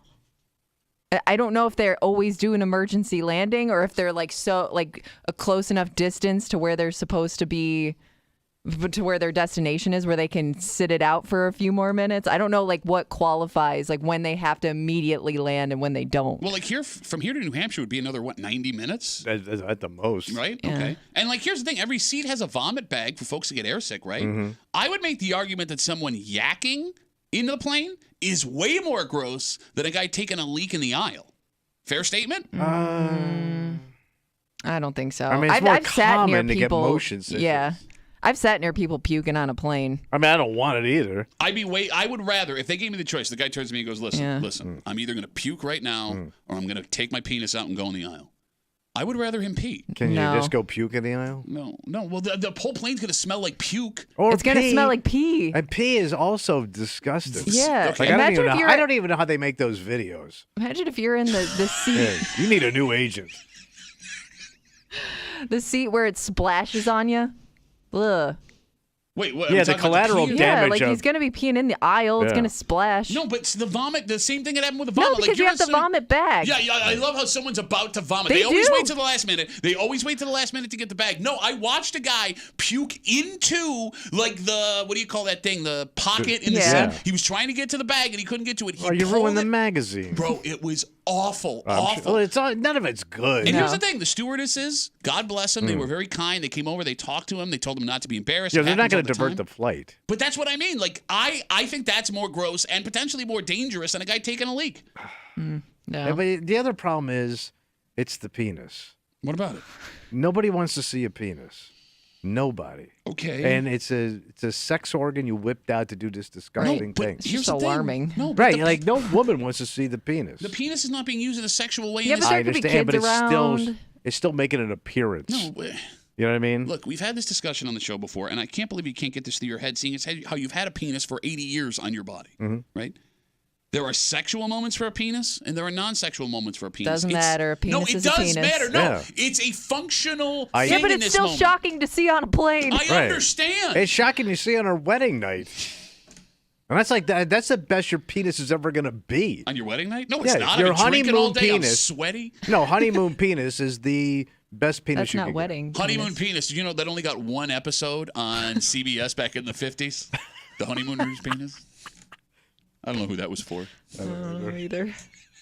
252 WCMF. We got Facebook messages coming in. We're talking about this man who diverted a plane from Chicago, starting in Oregon, to New Hampshire after he allegedly took out his penis and urinated in the aisle of an airplane. However, he says he has a medical condition that caused him to do that. He did admit he had been drinking all day, but witnesses say he got up to use the restroom, made it to the restroom. It wasn't until he got back to his seat that he exposed himself and went in the aisle. This Facebook message comes in from Rick. Rick says, everyone makes too much of a big deal about public nudity. It's not a great situation, but this isn't something you should have diverted a plane for. And if he has an actual medical condition, he should not go to jail or have been taken off the plane.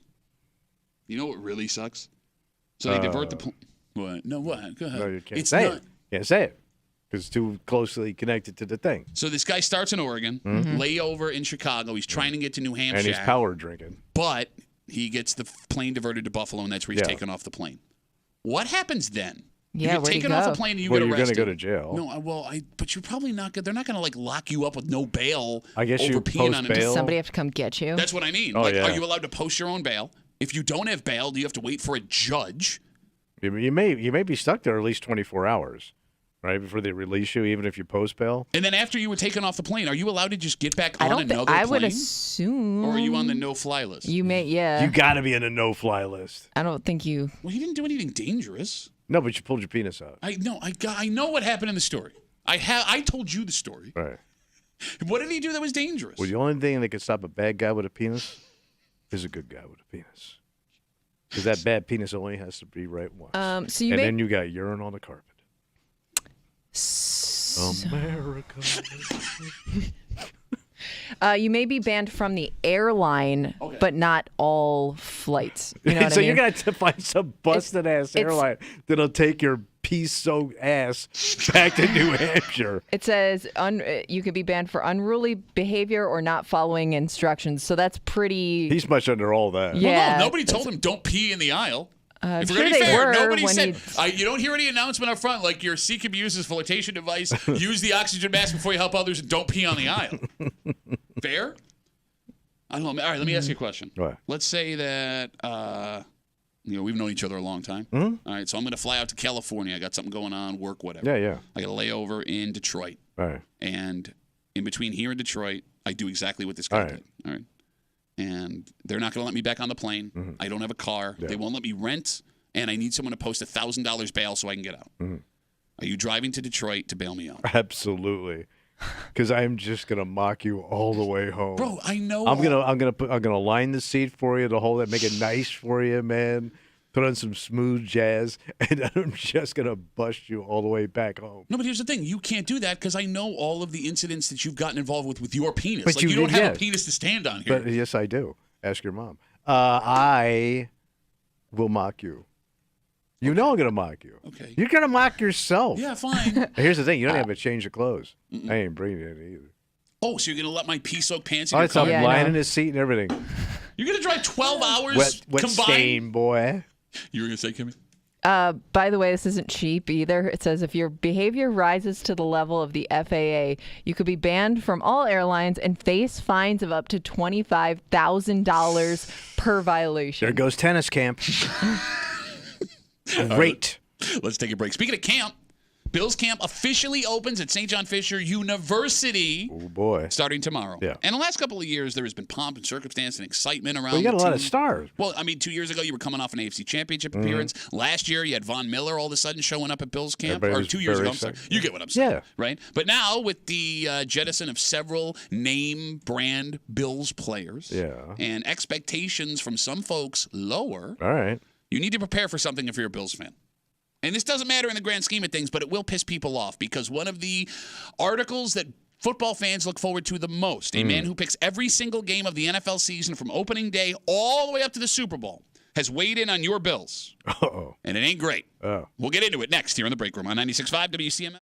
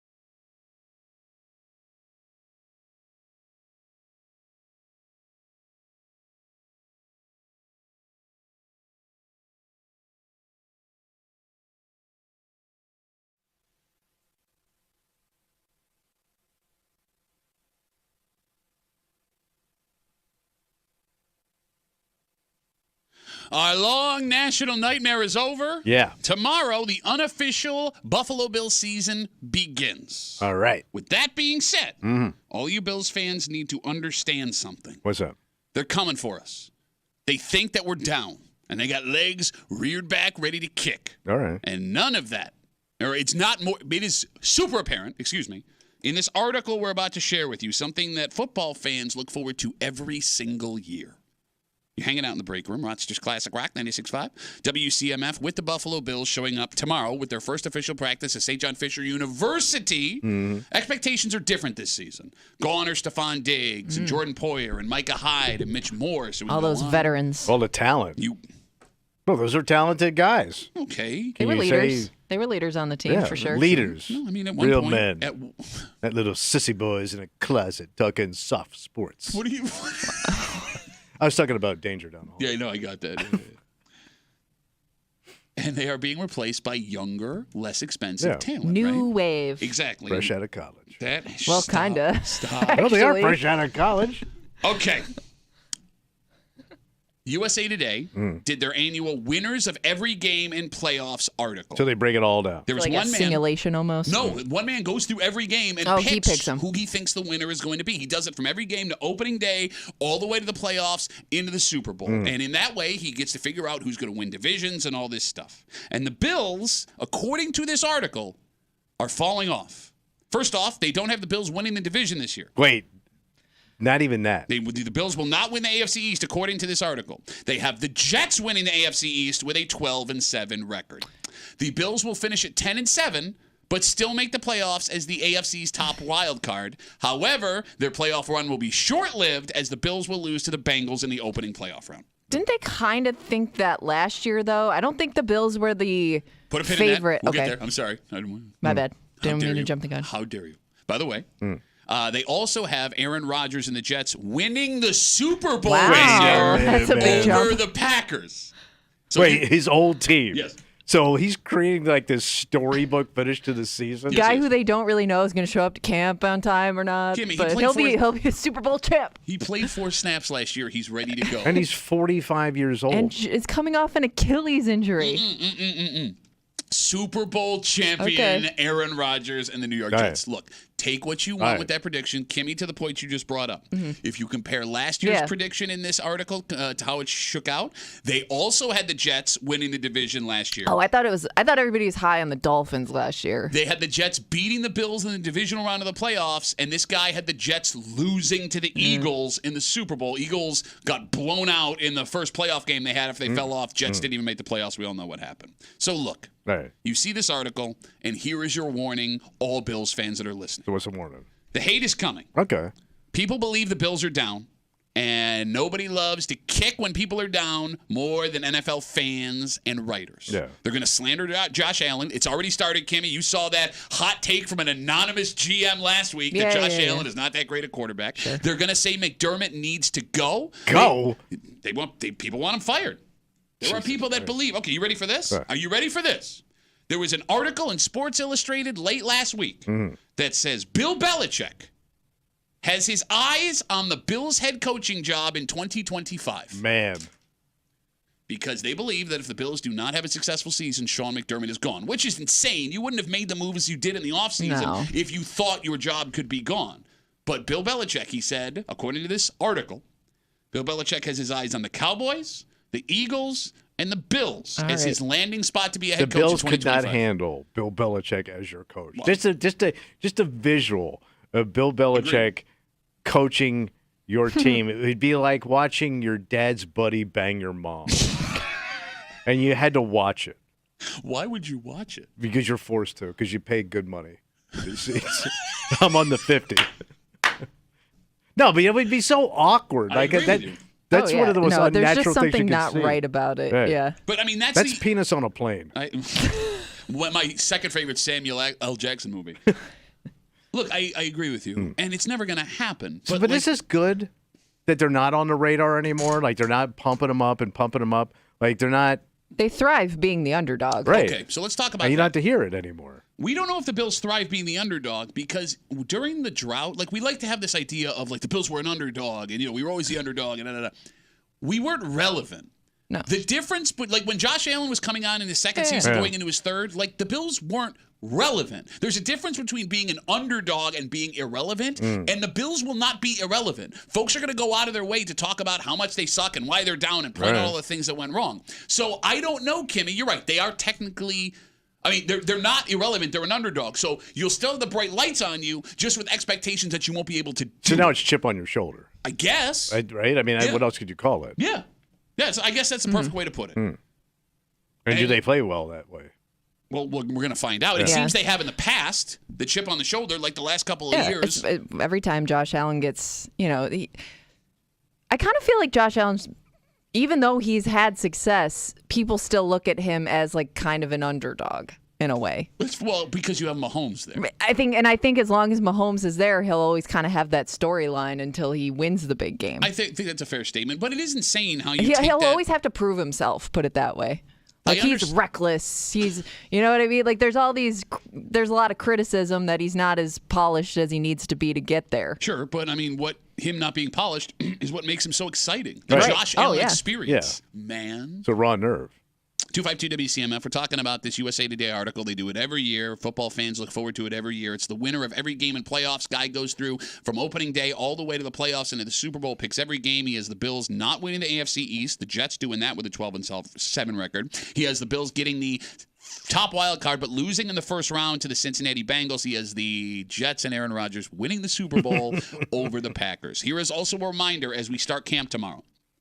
How the Bills look on opening day is not how they will look in Week 8, is not how they will look in Week 18. So you're saying slow start. I'm not saying rough slow. start. No, I'm saying either way. Because they play Arizona coming out. Arizona was not good last year. They've made some improvements. You don't know. They could come out and hang 50 on the Cardinals and then still have to work the kinks out of the offense with the new receivers. They could come out and get beat opening day like they did last year. Yeah. Like they did against the Pittsburgh Steelers the year after the AFC Championship game and all of a sudden look like world beaters. I mean, the Bills tend to. There are a lot of unknowns. With the team. There's that, but even the last couple of years, Kimmy, with the knowns, the Bills tend to morph into the team that they are. So the first half isn't going to be indicative as the end. I don't think you used that word the right way. I'm probably sure I didn't. I'm probably sure I didn't. Yeah. Are you getting paid per word today? Yeah. $10 a word. I think it's a good deal. Yes, I mean, we've learned that. Look, you have to win games in the first half of the season. You can't, completely crap the bed. Right, because they're going to count later on. Exactly, but, you won't know what this Bills team really is until, I would make the argument, Week 10. All right. Over kind halfway of a through the long season. wait, though. Yeah, it is. I mean, it's going to take, I think, a little bit of adjustments to get this offense going. You got a whole new it is core frustrating. of guys. What? I mean, the whole situation is frustrating. How so? Because you had this team that looked like it could get it done. But they didn't. And now we're back to this, kind of you're going to have to wait around and see. But we knew that was coming. We knew they were going to have to make decisions on who they wanted to pay and who they felt maybe was at the end of their career, not worth the money anymore. I mean, we knew. But you didn't get it done. We knew this day was coming. How does Kansas City not go through this? They will. How do they ever? When? They will. Wait, after they get 10 Super Bowls? Okay. That kid, it's like bulletproof. You're doing what I just warned you not to do. Well, I literally just looked at your face and said, don't do this. And you go, watch me do this. I get his frustration, though, because you have watched teams do this throughout the Bills' slump, right? You just go on these decade-long runs. Okay. All right. Being frustrated is one thing. Take deep breaths. Right. Every season is a new season. Yes. And when you have Josh Allen as your quarterback, you're never out of it. Okay. Put that on a T-shirt, sell in the rep I think shop. that's a lot to put on a T-shirt. And we'd probably get sued for copyright infringement, so don't do any of that. Let's just talk about something else. How about that? All right. This is a story we should see more often. And it's good that we don't see it more often because you don't want to see anybody get hurt. But, Kimmy, the tension between someone and the person they're paying to live at the place they own is always massive. Very rarely do you see a good tenant-landlord relationship. Very hard to put together. It boiled over in the city of Rochester. Oh, yeah. And we will get into it next here in the break room on 96.5 WCMF.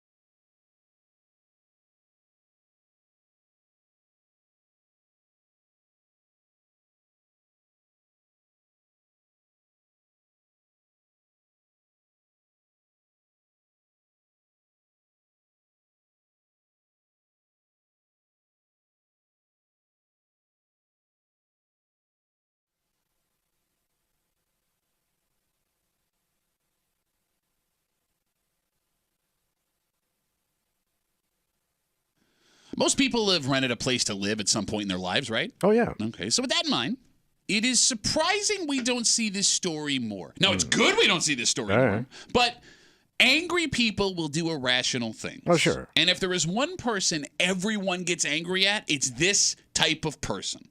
And in this situation, Tommy, maybe tensions finally boiled over for this one unfortunate victim. What happened? You're hanging out in the break room, Rochester's Classic Rock 96.5, WCMF. You can log on to the contest page at WCMF.com. Enter for your chance to win a pair of tickets to see Train and REO Speedwagon at the Empower Federal Credit Union Amphitheater at Lakeview in Syracuse, July 31st. That's courtesy of Live Nation. Tickets are on sale right now at Ticketmaster.com just after 8:30-ish. Fish are getting bigger. Laugh all you want, but well, even the fish are getting fat. All they eat is fish. Laugh all you want. Records are falling across New York State. So we got fat fish. It kind of seems like we do. Is it what we're flushing down the toilet? The question becomes, why are the fish getting bigger, Tommy? And we'll get into it just after 8:30 here in the break room on CMF. This story comes to us from the city of Rochester. Police were called to a home on Bloss Street just after 8 a.m. yesterday. And when they got there, they found a landlord who was suffering minor injuries after getting into a physical dispute with a tenant. On top of that, the tenant, according to police, stole property from the landlord. The police shut down the roads in the area trying to serve a warrant for the suspect. When it was all said and done, they never found the suspect. The investigation is still ongoing. Now, it sounds like, at least according to the story, the landlord is okay. Right. Thank goodness. But, Kimmy, you saw this story, and your first thought was? How does this not happen more often? Because, I know people that have some pretty intense bad landlord stories where, the landlord put them in a really, really bad spot. And I'm just surprised that with that dynamic that there aren't more physical altercations. I don't know anybody that, landlords just don't have a good reputation generally, right? Ooh, yeah. Everybody, you say, well, he's a landlord. You think negatively first thing, right? Yeah.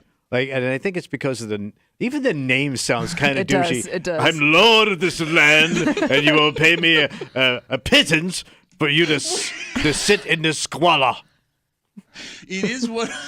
It's such a douchey term. But it is, the relationship with a landlord is one of the most frustrating relationships you can have. And some folks have those frustrating relationships, Tommy, with more than one landlord, right? Oh, yeah. You always think you're paying too much for where you live. Right. You never get what you think you need fixed in the right way or in the right amount of time. But they always chintz out. Yeah. Despite signing that contract, they'll still find little things where they'll find a way to keep your security deposit. Every single time. Every single time. We're charging this fee, and before you know it, your security deposit's gone. But it runs the gambit, too, because you think about when we have, these dilapidated buildings here in town, and the landlord doesn't even live here, or, they hide behind, the lawyer, he's over here. We got to get to it. You're right. The amount of people, I know a lot of people that have had legal disputes that have gone to court, and you know what I mean? There's, just some really bad situations out there where people are kind of desperate. But that's what sucks the most about it is for most people, I don't know, I can speak for myself, when you have a dispute with your landlord, that landlord knows you ain't got the money to take him to court. Right. So they're going to keep doing whatever the hell they want to do,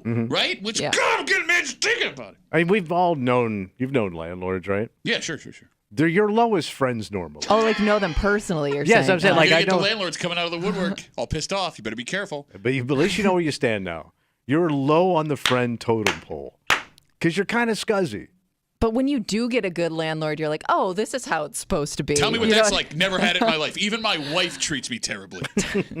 Does everyone have an awful landlord story? 252-WCMF, 252-9263. Because with this discussion, to Kimmy's point, it is amazing. We don't see more of what allegedly happened in the city of Rochester, of this landlord getting in a physical altercation with a tenant on a regular basis. Because, when you break down what disagreements with the landlord comes down to, one, it's money, which gets people very heated. Right. Two, it's where you lay your head at night. That is your home. Folks get very aggressive about that. Three, the fear of having nowhere to go. Because if you get evicted, you may be without a roof over your head. And I guess that last part could make you angry enough to hit somebody and also make you calm down enough to not. Yeah. Right?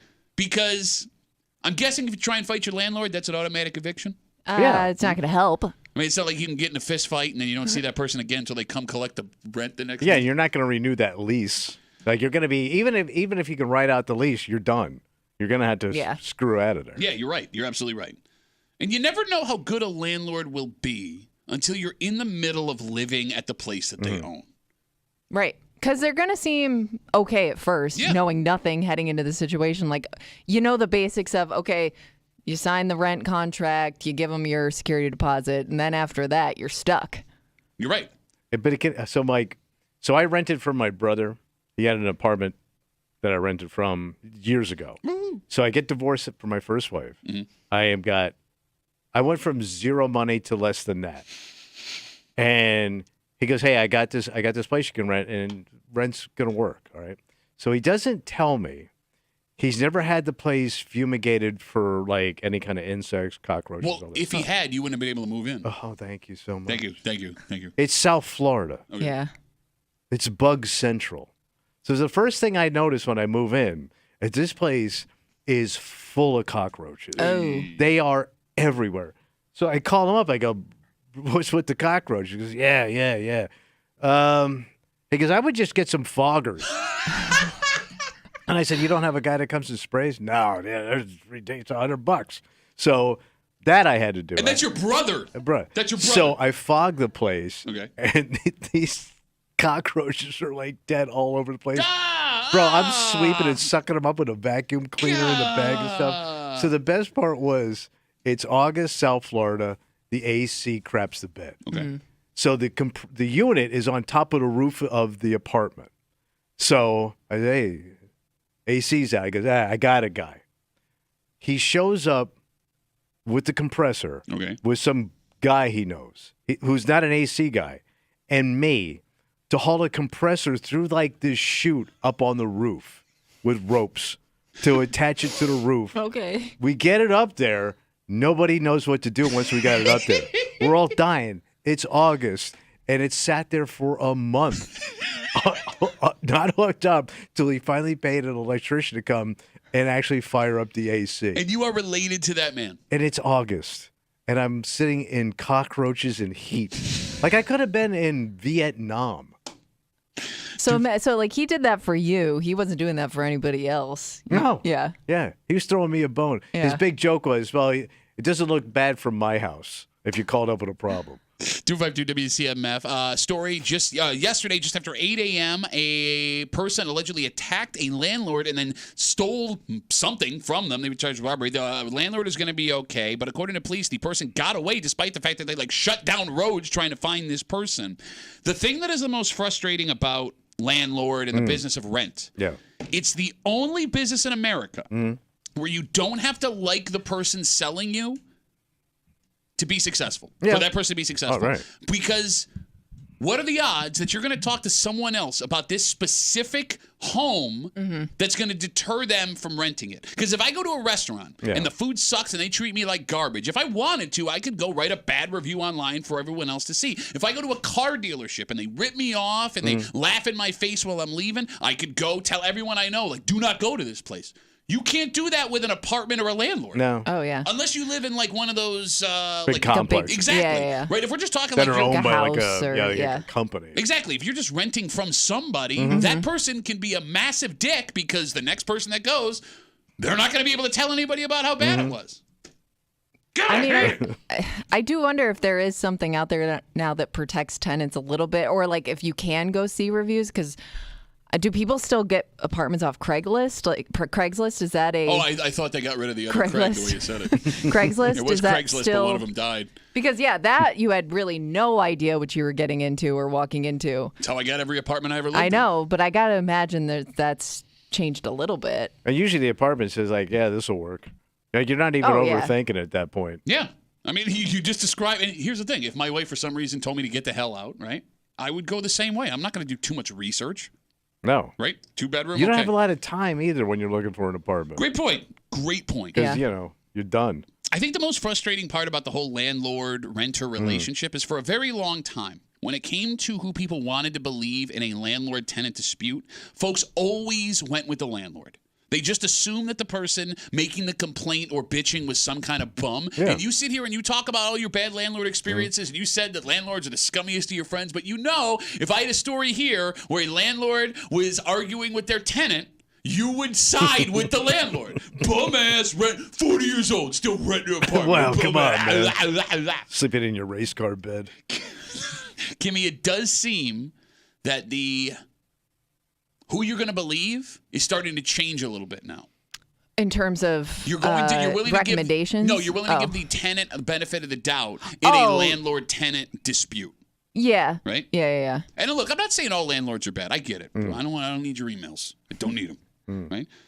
But and there are tenants from hell, right? Yeah. That landlords could tell us about. But it is a little strange that most of us in this country have had rough rides with landlords, like from the beginning of time, yet nothing much has changed. No. Right? It won't. No, because you're still like desperate for that apartment. You know what I mean? Yeah. I mean, just the way if you want the place bad enough, you're gonna you kind of convince yourself, well, I'll deal with the landlord. How often do I have to deal with a landlord? So I just want to live here. I saw a story last night, Kimmy, and it's weird that these two stories happen side by side. And tell me if I'm wrong. I might need you to Google this. That New York is what they call a no-fault eviction state. What does that mean? A landlord can evict you for any reason they want. Because they want you out? I guess. That doesn't sound good. I thought the same thing, but it was on the news, so it must be true. Kimmy's Googling it right now. So for any reason, they can say, you know what, we don't want you here anymore. I mean, there has to be some kind of race, because he can gender, religion, something stuff. All right. But I mean, then again, you can't fire someone because of race, gender, religion. But hey, I don't like your shoes, so you're fired. New York's good cause eviction law of 2024 prohibits landlords from evicting tenants or not renewing their leases without good cause. Okay, but that just happened. Or is it being seems proposed? like it's I don't know. It says so you law don't of have to 2024. So it could not. Maybe it's not a law yet. But that's kind of vague too, because it says without good cause. Okay, so it does give you some examples like failure to pay rent. I love how she jumps right in as you're about to. Let me change. Yeah. Here comes half Hold on. Okay, so I mean, but even these are kind of vague. This one's obvious. Failure to pay rent. Okay, check. What? Committing or allowing a nuisance. Ooh. I've had allowing some the premises to be used illegally. Okay. Causing substantial damage. Occupancy. I can't read today. Okay. Occupancy that violates the law and an order to vacate has been issued. Okay. So basically, I mean, it's all law stuff, but before that point, they could evict you without good cause. Just get the hell out. It's bananas. Yeah, I mean, let's say they get somebody that's going to pay more rent. They could throw you out. Kind of what it sounds like. But then again, I'm no big city lawyer as I sit here and talk to you. I don't know, man. Like, what? I'm glad this isn't happening more, right? But I think there is a give and take here between. It's weird that you don't have to be licensed to be a landlord, right? No. Like, it is kind of weird. You can just buy a place and be like, you can rent it out, right? Like, there are very few jobs with that kind of power where you don't have to be vetted in some way. Because, like, owning a place and having someone live under your roof, that is a lot of power you have over that person. It's like the most power you have over that person other than, like, actually owning them as a person. You know, the fact that you bring that up, so, like, when I moved into my brother's, there was no lease or anything because, it was family. Yeah. So I just moved in and just started paying them. So I had no legal anything. Sure, yeah. I was basically a squatter. He could have tossed at any time. Well, but you were a squatter up until you moved to Rochester, and then you weren't a squatter for a while, and then you met your wife, and you're back to being a squatter I was King Squat. 252 WCMF. Let's take one call again. We're talking about this landlord and resident fight. Let me guess, this is going to be a landlord. I don't know. What's the name? Tim. It's too vague. Tim's on CMF. Hey, Timmy, what's up, buddy? Hey, I used to work with a guy probably in the mid-'90s, and him and a couple other guys owned, I forgot how many apartment buildings, quite a few. And I asked him one day about security deposits, and he told me how he got away with he said he's never given one back. When they buy a place, they completely remodel everything. Then they take tons of pictures, and he'll use them same pictures for years when they take them back to court to get their security deposit back. It might be 15 years later, He said, this is what it looked like when they moved in. This is what it looks like now. And 10 years later, this will look like now. And then he just kept screwing people over with it. Tim, you're making me madder. I get more mad, not more mad. Yeah, when he told me that, it pissed me off, too. Well, Timmy, thanks for the call, That's buddy. how he did it. Thank you, All right, Tim. All right, have a good rest. All right, so I guess your tip of the day is take pictures when you move in yourself. Seriously. Yes. Right? With a newspaper in front of it, like it's a hostage situation. All right, yeah. This seems like a real thing. A real thing what? Well, we've seen stories the last 2 weeks in our area, but statewide, because Kimmy and I have to read a lot of like little newspapers across New York State for content for the show. This keeps happening over and over again. And I guess it's anecdotal, right? We're only seeing individual stories, but it sure seems, Kimmy, that the fish in the waters of New York State, A lot of these stories lately. they're blowing up, Kimmy. Yeah. They're But big. in a good way or a bad way? Well, that's just Do they it. know why? If we don't know why, it could be. There's one theory that would be good. All right. Right? That would make sense and it's not dangerous or anything like that. There's other theories that aren't so pure. Okay. We'll get into it next here in the break room on 96.5 WCMF.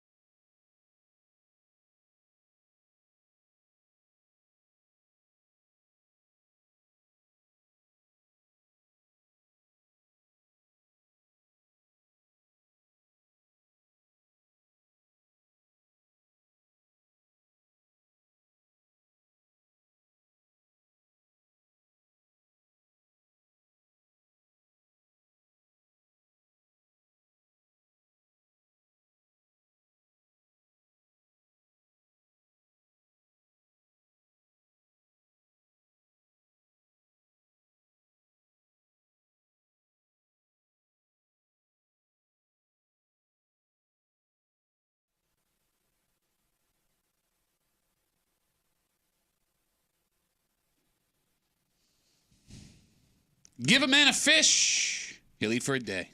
Teach a man to fish, he'll never go hungry. You should write that down. Yeah. But here's the thing, Tom. What's that? Right now, that fish you give a man could last him way longer than a day. How? Well, it feels like something is happening here in the state of New York. And best case scenario, it has to do with fewer people. Okay. You're hanging out in the break room. Rochester's Classic Rock 96.5. WCMF. We are about 30 minutes away from the reason all of you get up on Tuesday mornings to live your miserable lives. Kimmy's got a post for the neighborhood app. She's going to read it out loud. It is Where They Whining. Yeah. Just after 9 o'clock, half an hour away, start massaging your brains. I'm rubbing. Bro, I know you've been off all day. I'm going to take advantage of your stupidity, which is what I do on a pretty regular basis. Bro, you still don't have a star. I have a star. No, he has a star. You have one star. So that's how, see what I mean? He's off today. He's way off. I have dos staros. Okay.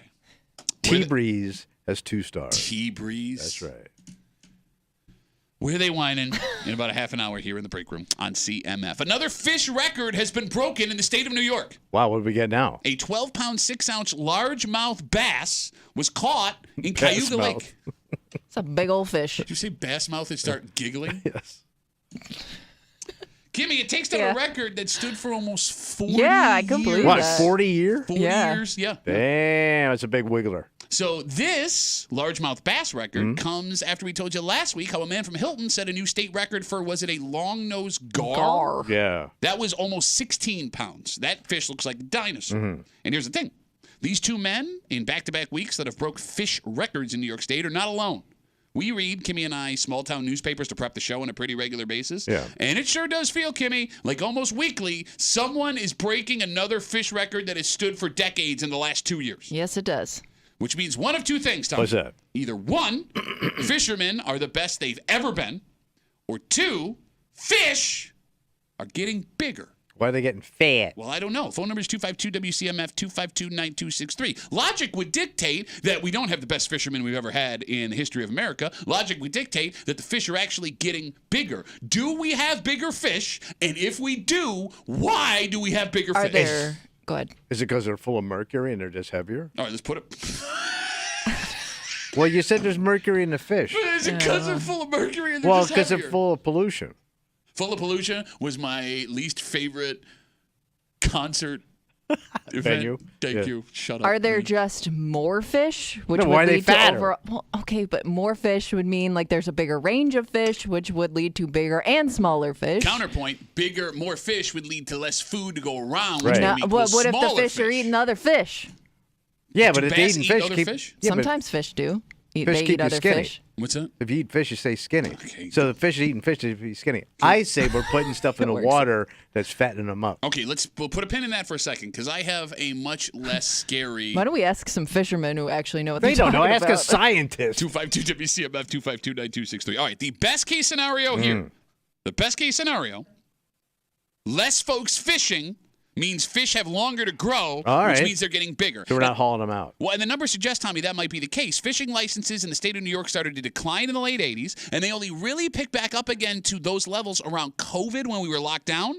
But it looks like, based on numbers, we still have way fewer fishermen active today than in the heyday of New York outdoors. So we don't have a lot of outdoorsmen anymore. Well, Tommy, the last Fishermen. The last couple of years, Yeah. the state's been doing a ton of stuff to get residents out fishing But are again. they doing it? Well, they got free fishing weekends. We know people that have gone. They have events where they'll give you or let you borrow poles and bait. Oh, yeah, you signed up for that free pole Saturday night. How'd you do? Well, I didn't end up making it because it turns out the fish smell was coming from somewhere else. Where would that be? Yo, mama!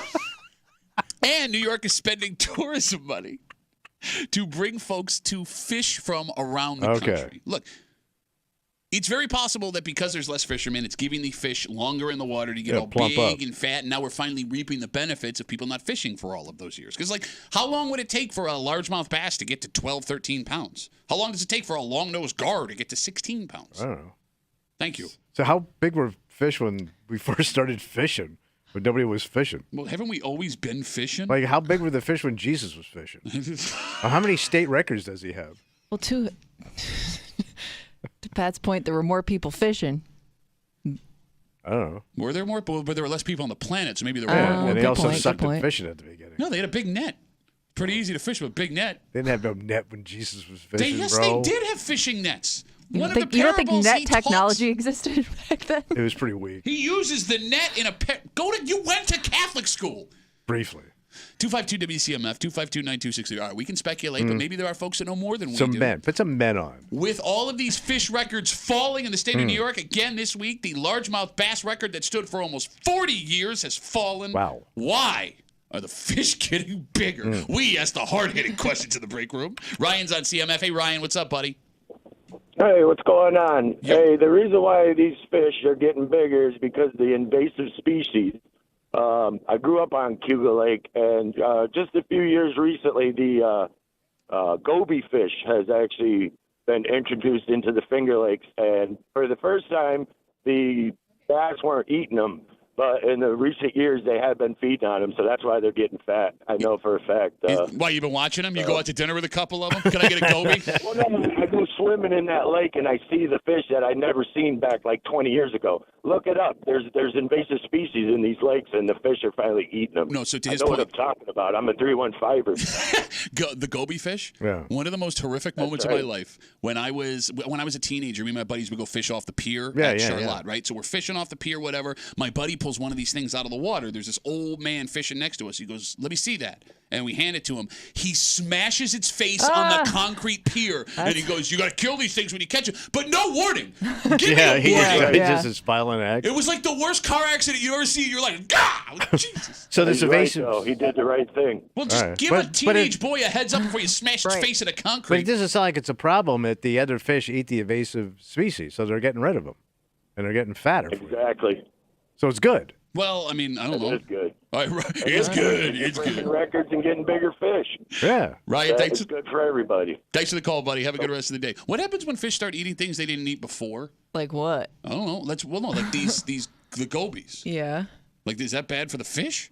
To eat it, you're saying? To eat the goby? We didn't have like fast food until like the 1950s. We all started eating fast food, and it kind of went bad for us. Yeah. Like gobies, the cheeseburgers and fries of the fish world. Maybe. You know what I'm saying? Okay. Nothing wrong with a fat fish, though. Big is fat it? lazy fish. Well, yeah. I mean, I guess they're easier to catch, Yeah. but maybe it makes the fish less healthy. I'm asking the tough questions nobody wants to ask. No, Tom. because they're eating other fish, so they got to be good. 252 WCMF 252-9263. Now we're going to talk about less fishermen, Tommy. Johnny's on CMF. Hey, Johnny, how are you, buddy?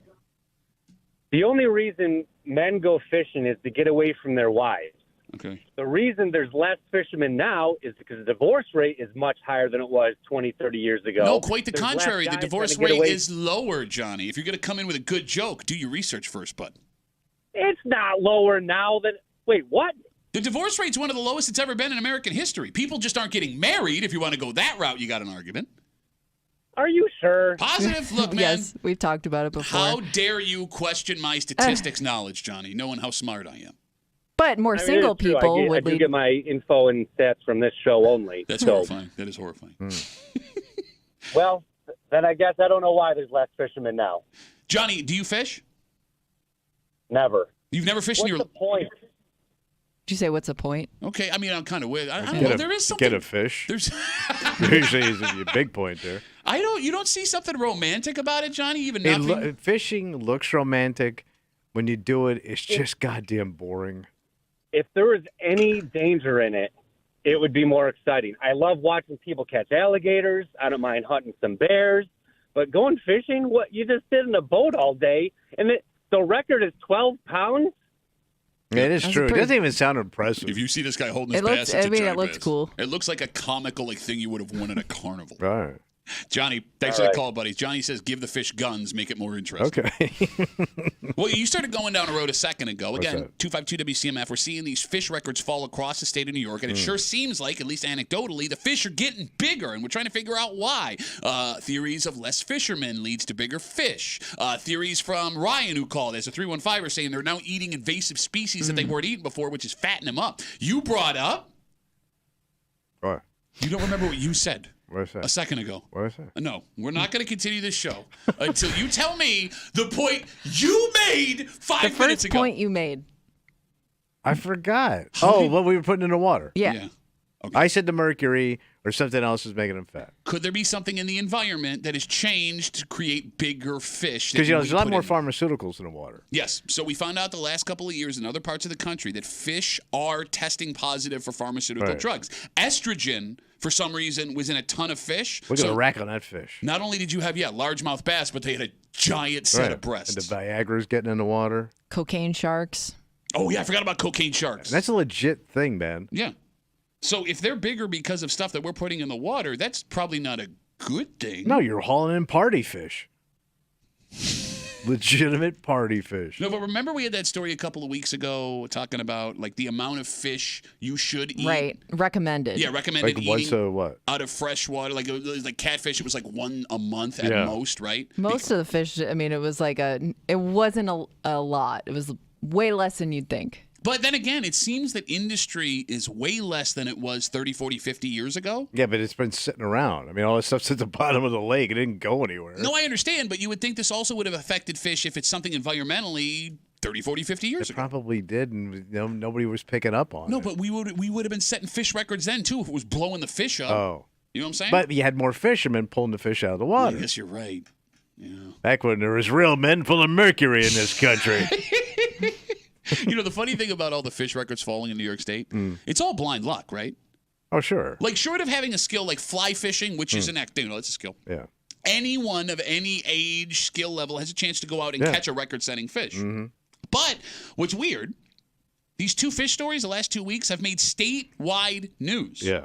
Like the guy from Hilton who caught that long-nosed gar, he called our show when we were talking about what he did. And he said he had done like 5 interviews already, and he had like 5 more. Yeah. Like he was talking to papers and news stations from across the state for getting lucky and catching a 16-pound dinosaur fish. Didn't give his buddies credit, apparently. His buddies got really pissed Yeah. off. They called and said it was their idea to go there. And I don't want to take anything away from the guy. Yeah. But he's just right place, right time. Sure. Right?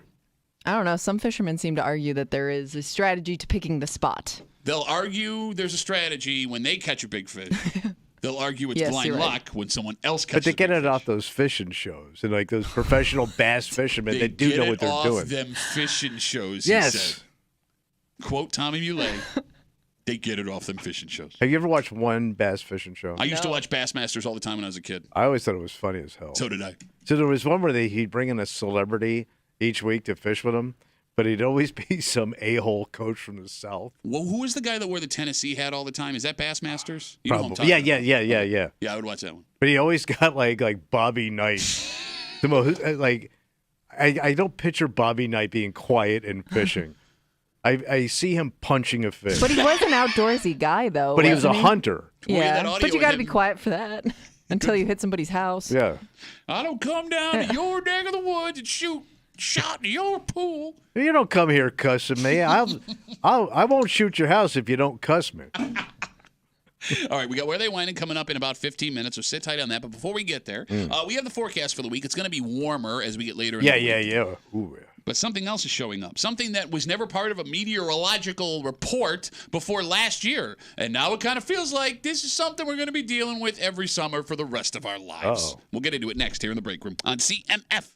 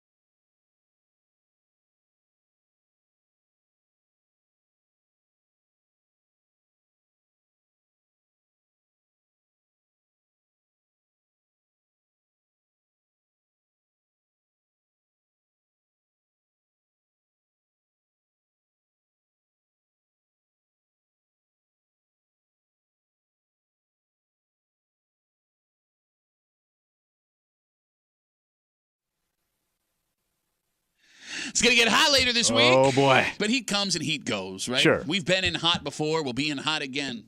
It's a new job of the meteorologist, a thing to warn us about. Yeah. That is, alarming. I guess it is alarming, but I don't know how many people are terrified of it. It is strange, Kimmy, that this seems now like a part of our season for the rest of our lives. What's coming? Yeah, it kind of feels like it. It did show up later than it did last year. Did it? Are we sure? I thought it came a little earlier last year. But it's weather? I guess you could call it weather. All right. You're hanging out in the break room. Rochester's Classic Rock 96.5. WCMF. We're just a little while away. Where are they whining coming up? Get ready.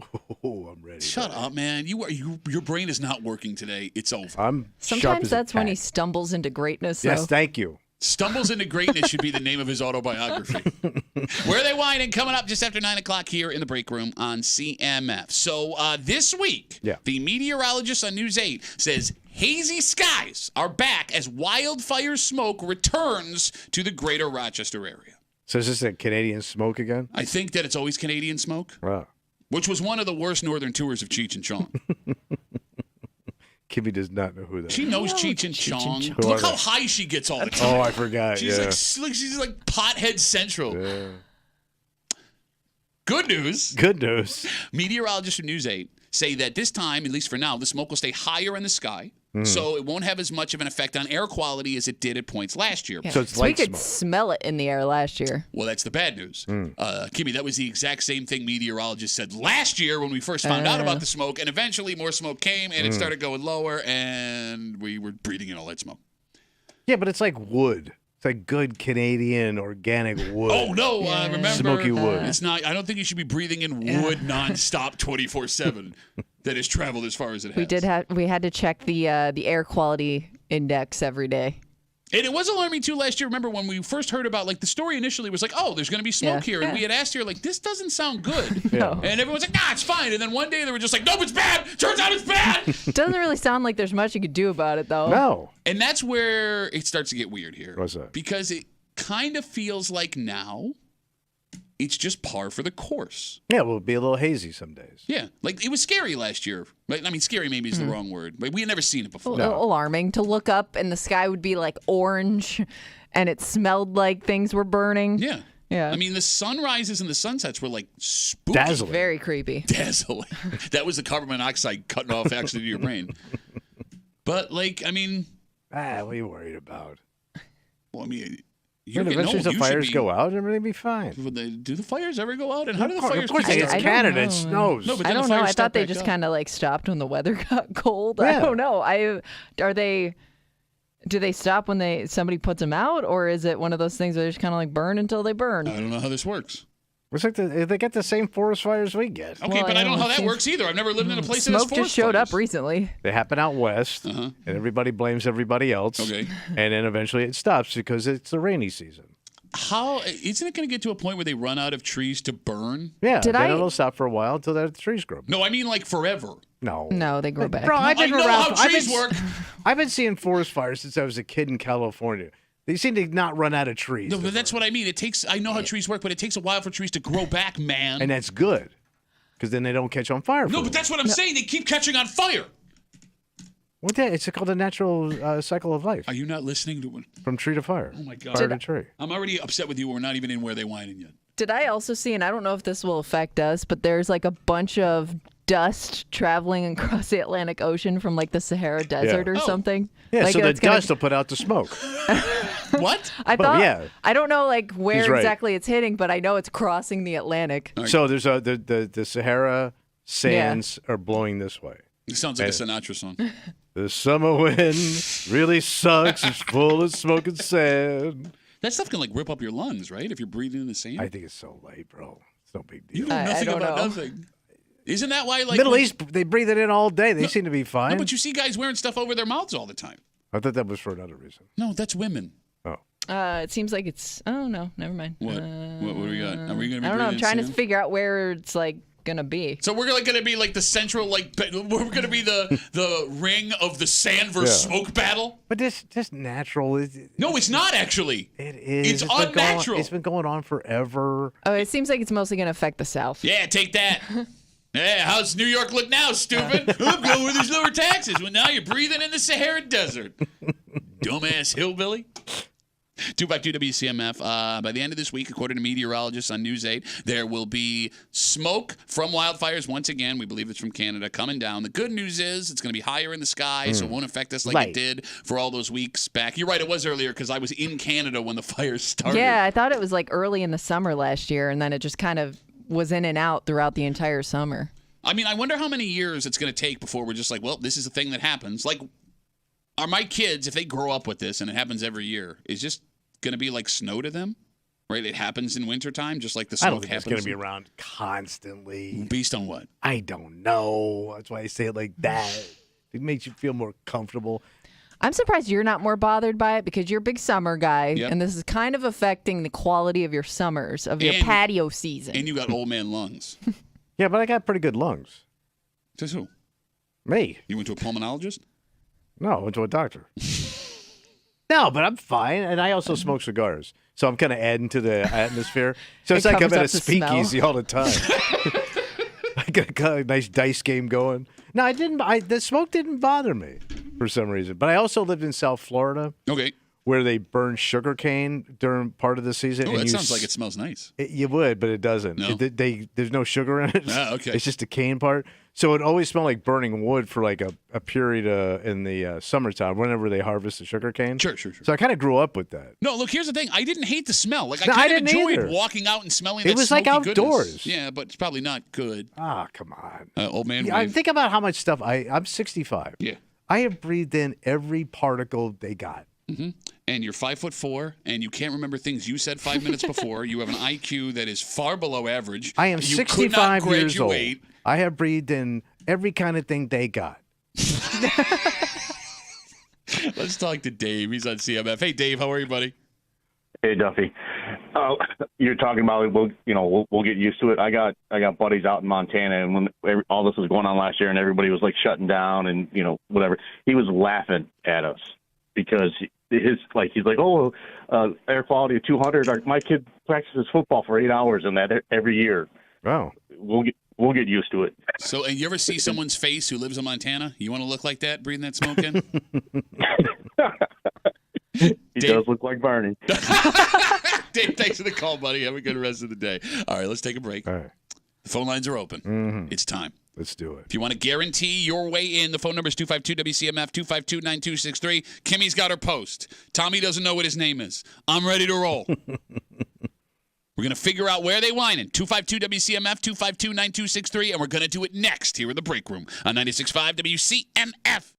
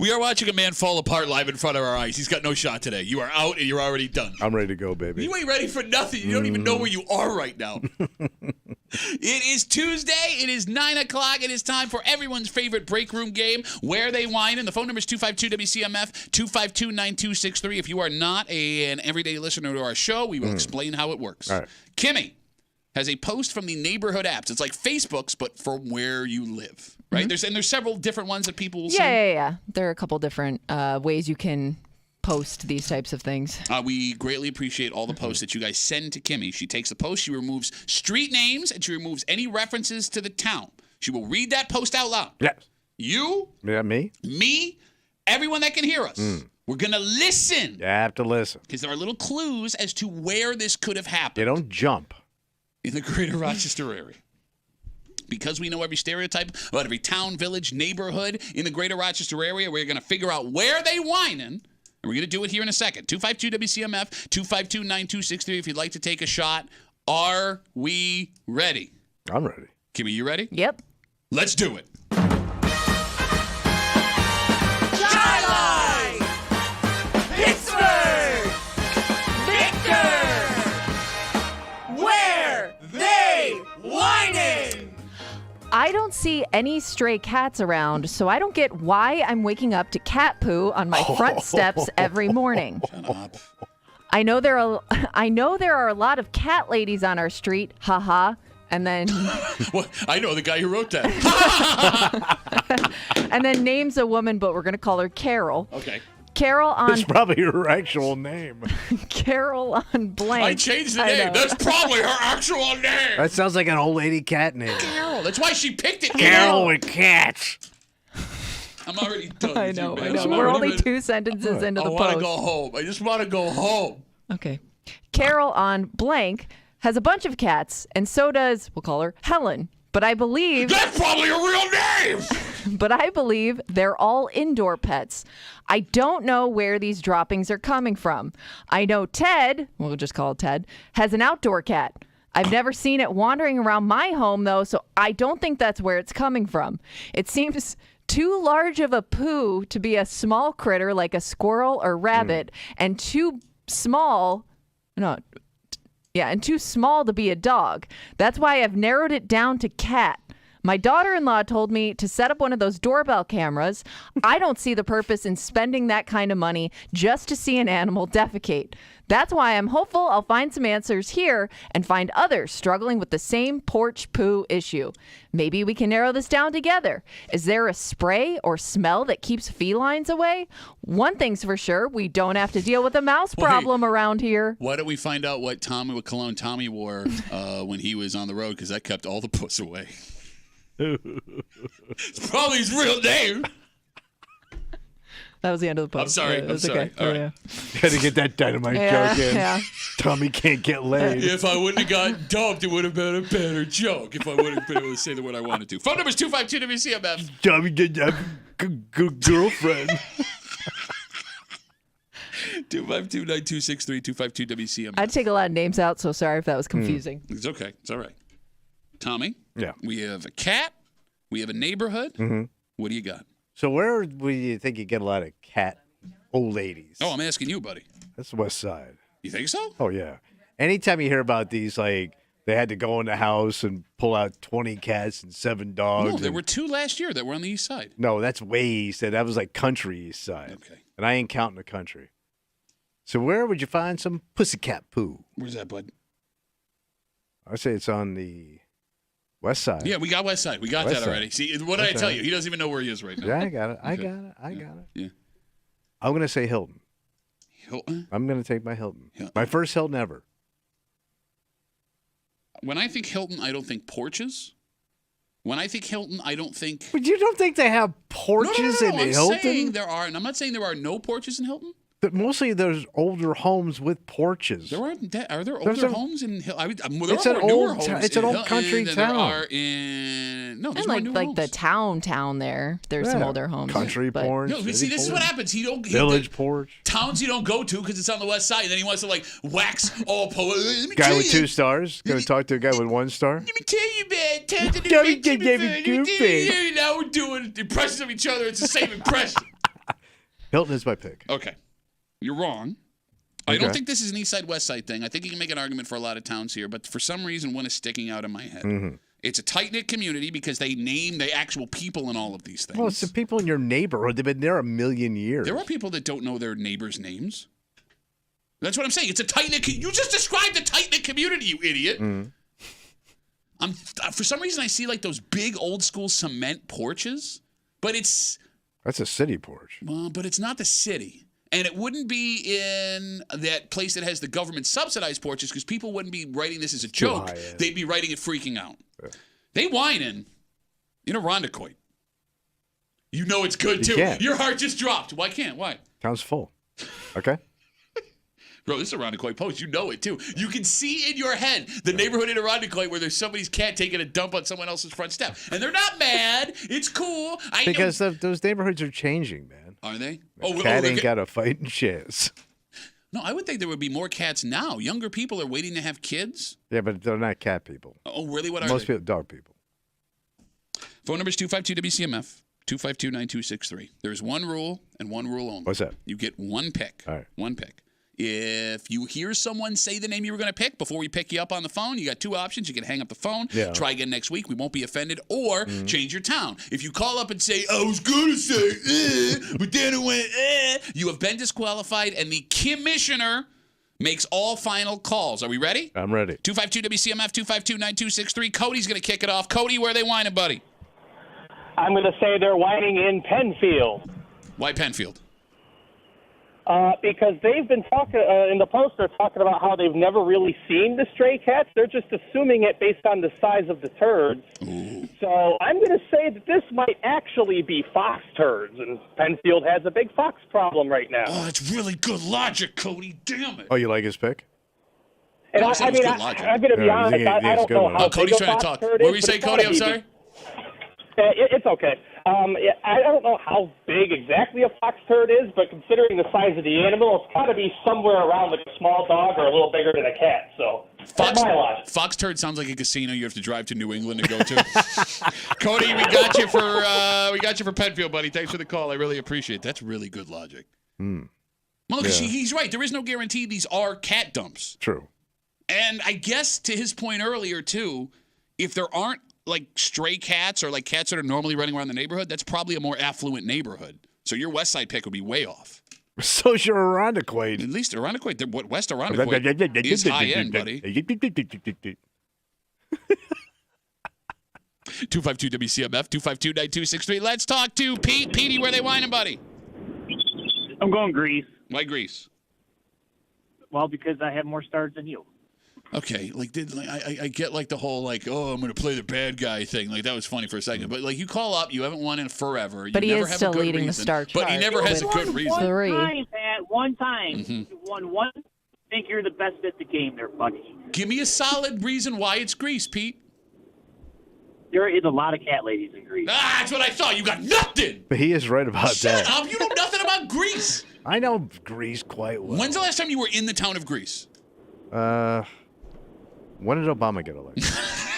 Petey, thanks for the call, buddy. Have a good rest of the day. 252-WCMF, 252-9263. Let's go west, buddy. Okay. We'll talk to Dallas. He's on CMF. Dallas, where they whining?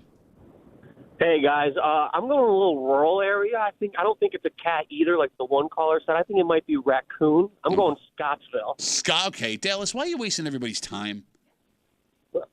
I thought that was a good guess. Yeah, no, let's pick a town with 30 people. That would probably increase your chances of winning this game. One of the 30 going people. Out on a limb here. Okay, all right. Going out on a limb. It's a hell of a limb. Well, Dallas, thanks for calling and wasting everybody's time. We appreciate it. Have a good rest of the day. 252-WCMF, 252-9263. There's one inspiring pick outside of the one that I made, obviously. What was that? Well, I'm not going to say what it is, but we've been it's been a sausage fest in here. Okay. Your kind of day. Maybe it's time to get a lady's opinion. Oh, a lady picker. 252-WCMF. Let's talk to Jennifer. Jen, where are they whining? I think they're whining in East Rochester. Y-E-R. We have a horrible cat issue out here. Okay. And people are always posting about people's cats being in their yard, and just everybody's always calling animal control, and it's just the cat situation. Maybe is you're all horrible. just a bunch of dicks. Because I never had a cat. Have you ever had a cat issue? Like, Oh, my God, there's a cat in my yard, officer. It needs to be removed. I'm allergic to cats, so I try and avoid them. No, but you wouldn't call. It wouldn't be an issue. I don't know. If he ran under my nose, I would call the cops. But you would have to get your nose all the way up into that cat. Okay, Jennifer, here's the problem. Your prick sucks. Jennifer made a mistake. What? Because show? we said up front, you need to listen, and Jennifer didn't listen. You don't listen. Jennifer, the woman said that she doesn't see cats running around all the time, which is why she's so perplexed. If there was a cat problem, then she would know where the poop is coming from. It's mystery poop. That's the issue, Jennifer. You blew it, Jennifer. You blew it. You know what she did? She heard a rumor about cats and she jumped on it. Well, she sounds like she lives there. And she doesn't see this stuff. Man, Jennifer, do you live in East Rochester? Yes. Okay, on the average day, how many strange cats do you see? Probably around 5. You're such a liar, man. That would be a herd of cats, lady. What do you call a group of cats? Is it a A herd? herd. Like if Rich Ides ads, they would be all over his jacket. They'd be crawling over those VWs. Jennifer, we got you for East Rochester. Thank you for the call. I appreciate it. Thank you. Why don't more women call the show? I don't know, man. I try to embrace the chicks. A group of cats is called a clouder. A clouder? A clouder. I've never heard that, man. Well, but you never heard According half to of them. Google. Like, a group of crows is called a murder. Everybody heard. But nobody calls them that. Yeah. Or a clutter. You can call it a clutter. A clutter of cats? Mm-hmm. A clouder or clutter? 252 WCMF 252-9263. Let's talk to the man who won last week. All right. Armand's on CMF. Hey, Armand, where they win? Hey, Duffy, how you doing today, Duffy? I'm great. You sound a little sour, Duffy. I'm great, Armand. How are you? I'm doing well, Duffy. You know, that pick last week really sucked. Your pick does suck, and you suck. Sucked so bad I ended up with a star. Where are they whining, Armand? Jeez. They're whining in Victor. Okay, now you actually suck. It's a high-class neighborhood. It's old ladies, and it's such a nice neighborhood. She don't have a Ring camera already. Victor is no. Oh, he caught something nobody else did, and he makes a good point, but he's wrong about Victor. What? Victor's too country to not have cats running around, man. They got barn cats, there's barns next to neighborhoods, there's cats all over It's also Victor. too spread out. Like there's a lot of You're right, Nate. too much but money. It's parts of Victor that's very, real nice. A place like Tommy live, private drives and whatnot, and It's pretty swank. But it's Victor. Good pick. Okay. I don't see. When I see money areas, I don't think cat problems. You don't think so? No, I think that it's more like city stuff or. She never said it was a cat problem, Tommy. Listen. She said, she see a couple cats running around, and they also don't have a rat problem. So it's not like heart of the east side, like the other picks. I'm not going there. Damn. I'm not trying to get disqualified after, I'm trying to go back to back this week. Okay, Drake. Thank you for the call. We'll talk to you next week, Armand, so I can laugh at your stupid face. Have a good one, Duffy. Hopefully your day gets better. Bye, Armand. No, it doesn't make any sense. Victor's too spread out. I agree. Right? It's spread wide open. They call it the Tommy's mom of towns. Spread wide open. Yeah, I get it. Hello. Why'd you say it twice? I didn't. You were saying, I'm sorry. I don't know. My mother's taking a beating today. Yeah. 252 WCMF 252-9263. Let's take one more before we have Kimmy reread for the folks just joining us. Let's talk to Sarah. Sarah, where are they whining? I'm going to say Chili because they have a huge geese problem over there. And I think that's what the guy's finding on his porch. They have a huge what? I'm sorry. Say that again. It's got tons of geese everywhere. Geese. So maybe it's geese dumplings. Yes, they stop all over. They'll stop traffic on Chili Ave all the time. I think that it's the geese that are doing it. Wait, but the goose is walking up onto the porch, taking a dump that you would mistake for a cat dump, walking ringing the doorbell, down from flying off. Are they working for Uber Eats? Mm-hmm. Sarah, I don't like it. I don't like it at all. No, but if you had a bird problem, it could be that. No, but you would know what a cat dump or a fox dump versus a bird dump. Bird dumps don't pile. Those geese do leave a turd. Yeah, they do. No, but it's like liquid turds. No. Okay. No, I've said when you walk the trails. Some chunk, it's a little more turds. Or more liquid. Okay, Sarah, I got you. Thank you for the call. I'm nauseous now. 252 WCMF 252-9263. Kimmy, can we get a reread for the folks that are just joining us, please? I don't see any stray cats around, so I don't get why I'm waking up to cat poo on my front steps every morning. I know there are a lot of cat ladies on our street, haha. And then I'm just going to make up a bunch of names here. Carol on blank has a bunch of cats, and so does Helen. And Helen. But I believe they're all indoor pets. I don't know where these droppings are coming from. I know Ted has an outdoor cat. I've never seen it wandering around my home, though, so I don't think that's where it's coming from. It seems too large of a poo to be a small critter like a squirrel or rabbit, and too small to be a dog. That's why I've narrowed it down to cat. My daughter-in-law told me to set up one of those doorbell cameras. I don't see the purpose in spending that kind of money just to see an animal defecate. That's why I'm hopeful I'll find some answers here and find others struggling with the same porch poo issue. Maybe we can narrow this down together. Is there a spray or smell that keeps felines away? One thing's for sure, we don't have to deal with a mouse problem around here. Hey-o. 252-WCMF, 252-9263. Tommy is in... I'm in a Rando, Kuwait. Cody is out in Penfield, and he had good logic that it was actually foxes, not cats. Pete is out in Greece because he's a dick. Dallas wasted everyone's time with Scottsville. Jennifer picked East Rochester because she didn't listen. Yes. You weren't listening. Armand, everyone hates Armand. He picked Victor. Sarah is in Chili, 252-WCMF, 252-9263. Barber, where are they whining, buddy? I'm going to go with Fairport because it checks a lot of the boxes. It's far enough out where there could be wild critters. It's a kind of a tight-knit community where everybody knows each other, and there's a ton of beautiful porches when you drive into the town. I mean, we do know that they have government-subsidized porches out But you don't have a bunch of busted cat women living in a high-end place like Fairport. You don't think there's busted cat women living in Fairport, New York? No, I don't. I don't think you have hoarder cat ladies. Who said hoarder? Wait, who said hoarder? He has an image in his head right now. That's because you said Carol. That's or why single Ted with his cat. Again, we don't. I just took out the real people's names to protect Whatever their that guy identity. is, he's a single guy with a cat. Ain't living We don't in know Fairport. he's single. He's You're single. just assuming. Barber, here's why I think think about the name Helen. Helen's like an old person's name. It's an old person living in Fairport. I made up the name, Barber. But Helen would have sold that place, man, and flipped it for the equity. They had the real name in there. I don't want to use the real person's name. Helen's in So Boca. the real first name is so distinct that they wouldn't. That they would know that it's them automatically. Well, they said the full person's name. Barber, here's why it can't be Fairport. Here's why. Why's that? If somebody walked outside to find a mysterious dump on their Fairport porch, they wouldn't laugh about it. They would flip the F out. And because of that, it can't be any high-end affluent area. I agree. See, we agree. Well, it could be. It could be those, now the young punks, instead of staying, in Park Ave, they're going out to Fairport. Maybe it's somebody after bar dump. So it's kids. But they'd have to have a dainty after bar dump to look like a fox or a coyote or a goose. Well, maybe they eat fennel like you do. Who knows? Okay, I'm done with this now, Barber. I blow ass when I'm done eating fennel. I got you for Fairport. Have a good, Fairport. Have a good rest of the day. 252-WCMF, 252-9263. How about a celebrity picker, buddy? Oh, we got a celebrity? Well, he's our good buddy. He's been on the show before, co-hosted several times.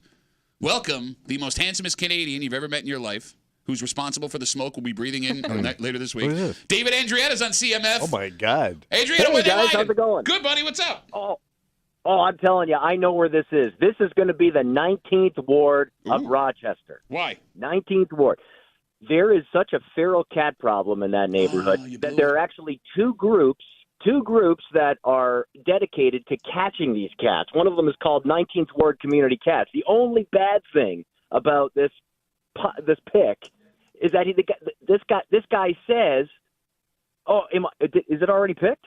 No. You go. I'm sorry, Kimmy. Yeah. Sometimes you can keep No, talking. you're good. Go ahead. The writer says he doesn't see any feral cats around, but they hide in little crevices. They're in nooks and crannies all over that neighborhood. It's 19th Ward. All right, hold on. I want to go back to something you said there. I think you're wrong and you wasted your time. He's a smart guy. I know with that C, you would think he's a smart guy, but then he has that pick. He's a Canadian writer. Yeah. Name another one. Who writes for the Toronto Star there? All Americans. Yeah, that's why it's good. Listen, no Dave. one left. David, here's the problem. What? And it's not even a problem. There are two separate volunteer groups dedicated to catching feral cats in a single neighborhood in the city of Rochester. This is true. How do they recruit? And how do they catch them? What do they have, boxes? Do they have, nets? They do. They've got a couple of crazy cat ladies. And they set up traps around the neighborhood. I wrote a column for this for the DNC years ago. They're that's still why around. I didn't see it. They can't stop. They can't. That's why you didn't see it. You don't subscribe. You can't get past the paywall. All right, David, great to talk to you, buddy. We got you for the 19th ward. Thank you for the call. Thank All right. you. Great game. See ya. Thank you. There goes David. That was stupid. Seal of approval. What a terrible. I don't know though. He sounds smart enough to like it makes sense. I love how you would when somebody sounds competent, you immediately agree with everything they say. Well, which yeah. is why you are such a rube and a sucker. Sucker. You're wrong because my first two wives did not sound smart, 252 and I still fell for them. 252 WCMF 252-9263. All right, let's whip through a couple. Whip it. Whip it good. Bill's on CMF. Bill, where are they whining, buddy? Brockport. Why Brockport? Brockport. I don't know. You don't even know? It's a small town. I don't know. Wait, did you have somewhere else you were going to pick, and then you had to go with Brockport because it was taken? That's correct. What was the other town? It's already picked, so I can't say it. No.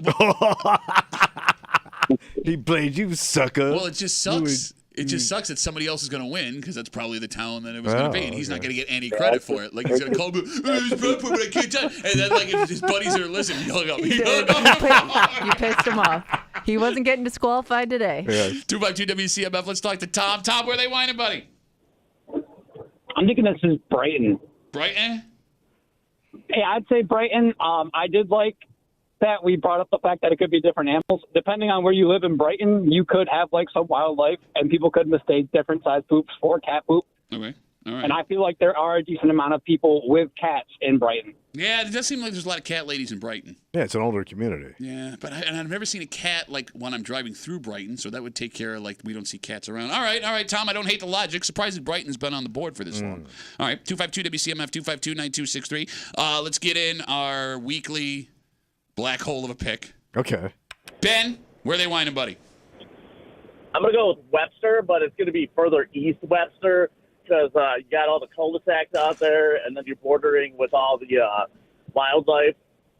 Cul-de-sac cats. So it could, yeah. I mean, it could The cul-de-sac cats absolutely sounds like a dead cover band playing some Fairport bar this weekend. With the cul-de-sac cats, thank you. Boom, boom, boom, boom. They're playing swing for some reason. Nobody cares. Oh my god. Oh, they're swinging cats. But okay, so you got Webster, Ben? Yes. I mean, it's not the worst pick you've ever had. Hey, did you chase off Austin when did you offend Austin to the point where he doesn't want to come on with you? I have no idea. Okay. He's probably busy with his delivery job. Okay. Well, don't you also have a job? Yes. It's the same job, Ben? Yeah. Okay. Just making sure. I'm driving past Seneca Allegheny right now in the middle of nowhere. All right. Well, Ben, great call, buddy. Thank you for the call. Good to hear from you. We have now a new tradition. Every time we have a new intern in the room that is here for Where They Whine for the first time, that we put them on the spot and we get them on. We had Zach a couple of weeks ago. Yeah. He panicked and he disqualified himself. Joining us now here in the break room, please welcome our newest intern, Claire. Hello, Claire. How are you? Hey, everyone. Feel free to get right in that microphone so everybody can hear you. Okay. Okay, good. All right, so you've heard everything. You know the rules. If you repeat a town, you are disqualified. Claire, where they whining? All right, I'm going to go, hometown. Let's go with Pittsford. Pittsford's still on the board, by the way. Yeah, it is. Oh. Yeah. Still available. I don't think, again, it's too classy of a town to be like crudded up cat lady. Yeah, no, but they let a crudded up, busty old, crappy road comic. I almost cursed. Claire, couple of questions. Okay. Did you do the devil horns when you said Pittsford? It's a little. That's how we represent. Yeah? That's how we represent. We're a couple of Pittsburgh kids. Like, you do. Like, Pittsford cats. You guys have the same outfit on.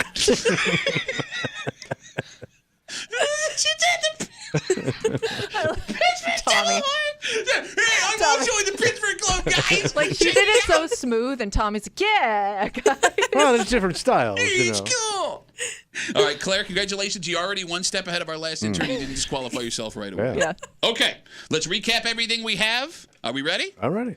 Tommy is in Hilton. I'm in Rando. Cody is in Penfield. Pete is in Greece. Dallas is in Scottsville. Jennifer's in East Rochester. Armand, last week's Victor, is in Victor. Sarah picked Chili. Barber is in Fairport. He just started rambling like an idiot. Yes. David Andrietta picked the 19th ward, and we discovered there are two feral cat catching Catchers. clubs Yeah. in the 19th ward. Bill is in Brockport because he wanted to pick something else, but it was picked and he was too much of a puss to say it out loud. Tom is in Brighton. Ben picked Webster. Our newest intern, Claire, is in Pittsford, her hometown. Yeah! Hook 'em horns. Yeah, hook 'em. Panthers? Yes. All right. Are we? You nailed it. Are we ready? Yep. Let's do this thing. Sit down. Sit down. You ain't Sit getting it. down. Old ass Rando Quaid. You know nothing about nothing. You gotta have something. Where they whining? You two made the same mistake. Damn it. 2 weeks in a row. What? did we do? Radio? Because you crapped on the winning pick 2 weeks in a row. Damn it. Because this week, they whining No. in East Rochester. She was right. Jennifer. Yeah, And you were crushing You were Jennifer. terrible You to killed her. her. You killed Your that program woman. is terrible to Yeah, women. is that what it is? The Pat Duffy Comedy Crushed Hour. her. No, it's But weird. Jennifer stood strong. She had the right pick. But she sounded like somebody that just believes every rumor she hears that She kind of lives fits there. her I guess she opinion. would know. She said she saw an average of 5 feral cats She a don't day. see no 5 cats a day. She won. Okay, I think we have made break room history. We have busted the glass ceiling. Is this the first woman no, to get a start, damn it? Lori Oh, that's- was our no, I look first like a was our first misogynistic lady dick. pick. Hey, you Forgot about ladies Lord. finally getting in. So cool, you know what I'm saying? Just like the guys. Pick what you picking. All right, congratulations, Jennifer, with She's- your East Rochester pick. She's going to call in and kick our ass now. She was a sweetheart, man. I thought No, As but she we were mean should. to her. You were mean to her. Yeah. I was just, I You thought it was questioned- funny. I Just like you questioned- crushed Armand last week. Well, Armand Told him sucks. his pick Armand always sucked. sucks. Armand is the suckiest suck that ever sucked. All right, let's take a break. All right. We don't have a lot of good ideas. No kidding. But when we Look do, at this room. When we do, we would like credit for our good idea. What do we do? And someone that we have in this room an awful lot is having a big event at the place that he works. Wait. Somebody that comes in here Uh-huh. a lot. Yep. And he heard us say what a great idea this would be if he did it. And we're glad that he's now taken our advice. The only problem is What? we get no credit for this. He knows it was our idea. Oh. He knows it was our idea. And he's even looked at us and been like, well, I don't know if we have the ability to do it. That guy. We'll get into it Yeah. next here in the break room on 96.5 WCMF.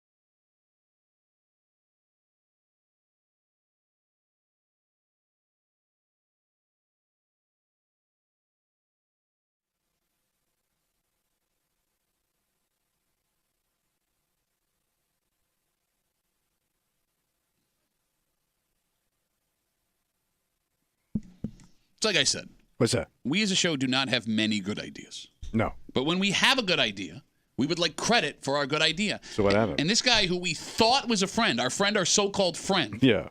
100% stole an idea that we have openly suggested 2 years, not only in private to him, but also in the microphones. Oh. And guess what we didn't get? What? You're hanging out in the break room, Rochester's Classic Rock, 96.5, WCMF. Believe it or not, there's only like a month and a half left of Red Wings baseball. Oh. Right? Yeah. So you need to get to all the games you can. But the good news is... Good news. You will be able to get to the ballpark without a game going on.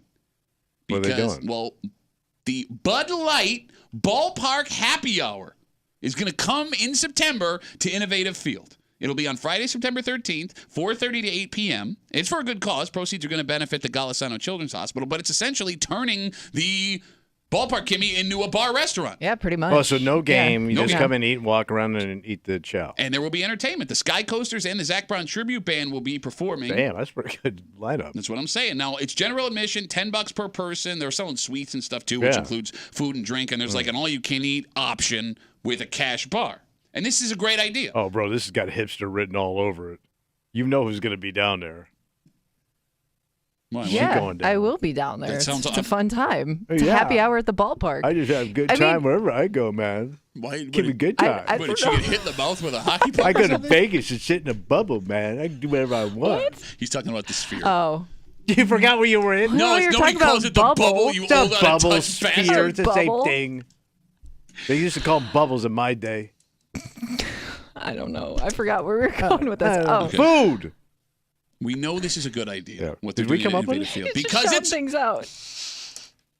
our idea. It is our idea. Yes, this was. Remember, we said open it up for How many years, dinner. Kimmy? Kimmy, how many years? Yeah, you did. Yeah, We have because I mean, the best part about going there, yes, you get baseball, but like I'm looking forward to the food, the booze, the atmosphere, everything about it. We have looked general manager of the Rochester Red Wings, Dan Mason, in the face dozens of times, and said, one, we believe that Innovative Field is one of the best, if not the best, restaurants in the greater Rochester area. And two, you would make a killing in the off season if you just let people come, hang out, serve you unique food, and gave them alcohol. And he would always be like, well, it's hard to open up the ballpark and when there's not a baseball game going on. And, no, it's a good idea, but it is, I don't know if we can do it. And they did it, which is great. But Mace, it's our idea. So when you're on camera last night, we're looking forward to making some money for a good cause. You say, my good friends in the break room gave me this idea, and I was too scared to try it, but now I grew some balls. Thank you, the break room. Well, the problem is we're not very nice to him when he comes in here. What are you talking about? We keep, we're No, friends we're with not. Well, Mace. wait. You're We are not very Right, nice. we, You're as a the one group. that tells him all of his ideas suck. Soup? Who's going to eat hot soup in the middle of summer? I was kind of on the soup train. All right, The well, that was soup just of- one soup- example. Soup at the ballpark was a bad idea. By the way, his ideas are so bad, he started taking our ideas. All right. How about that? So is he coming in? When's he coming in again? Wings are in town this weekend, right? So Yep. we'll probably see him on Friday. All right. So Fireworks Boy will be in here. Again, we are mean to him. We. I mean, Tommy is the meanest. Or he is the mean one, but I'm not gonna lie. I'm a little frustrated. That we didn't get the credit. Just give me. I mean, it is happening. No, we should I be know, happy I about know, that. But people are gonna be like, when this is a massive success, people are gonna be like, "Oh, Dan Mason came up with such a great Are idea." you going to go down? Well, yeah, because I want to eat the food. Okay. But I'm not gonna be happy about it. Maybe he'll let you get up and do a little comedy show. Are they looking for entertainment? Yeah, a little something, before the Zach Brown, for the actual entertainment. Comes out there with fabulous material. Man, maybe with stuff like that, you could help me write my jokes. You do jokes in front of the band, and the band shows up, and people are entertained by it.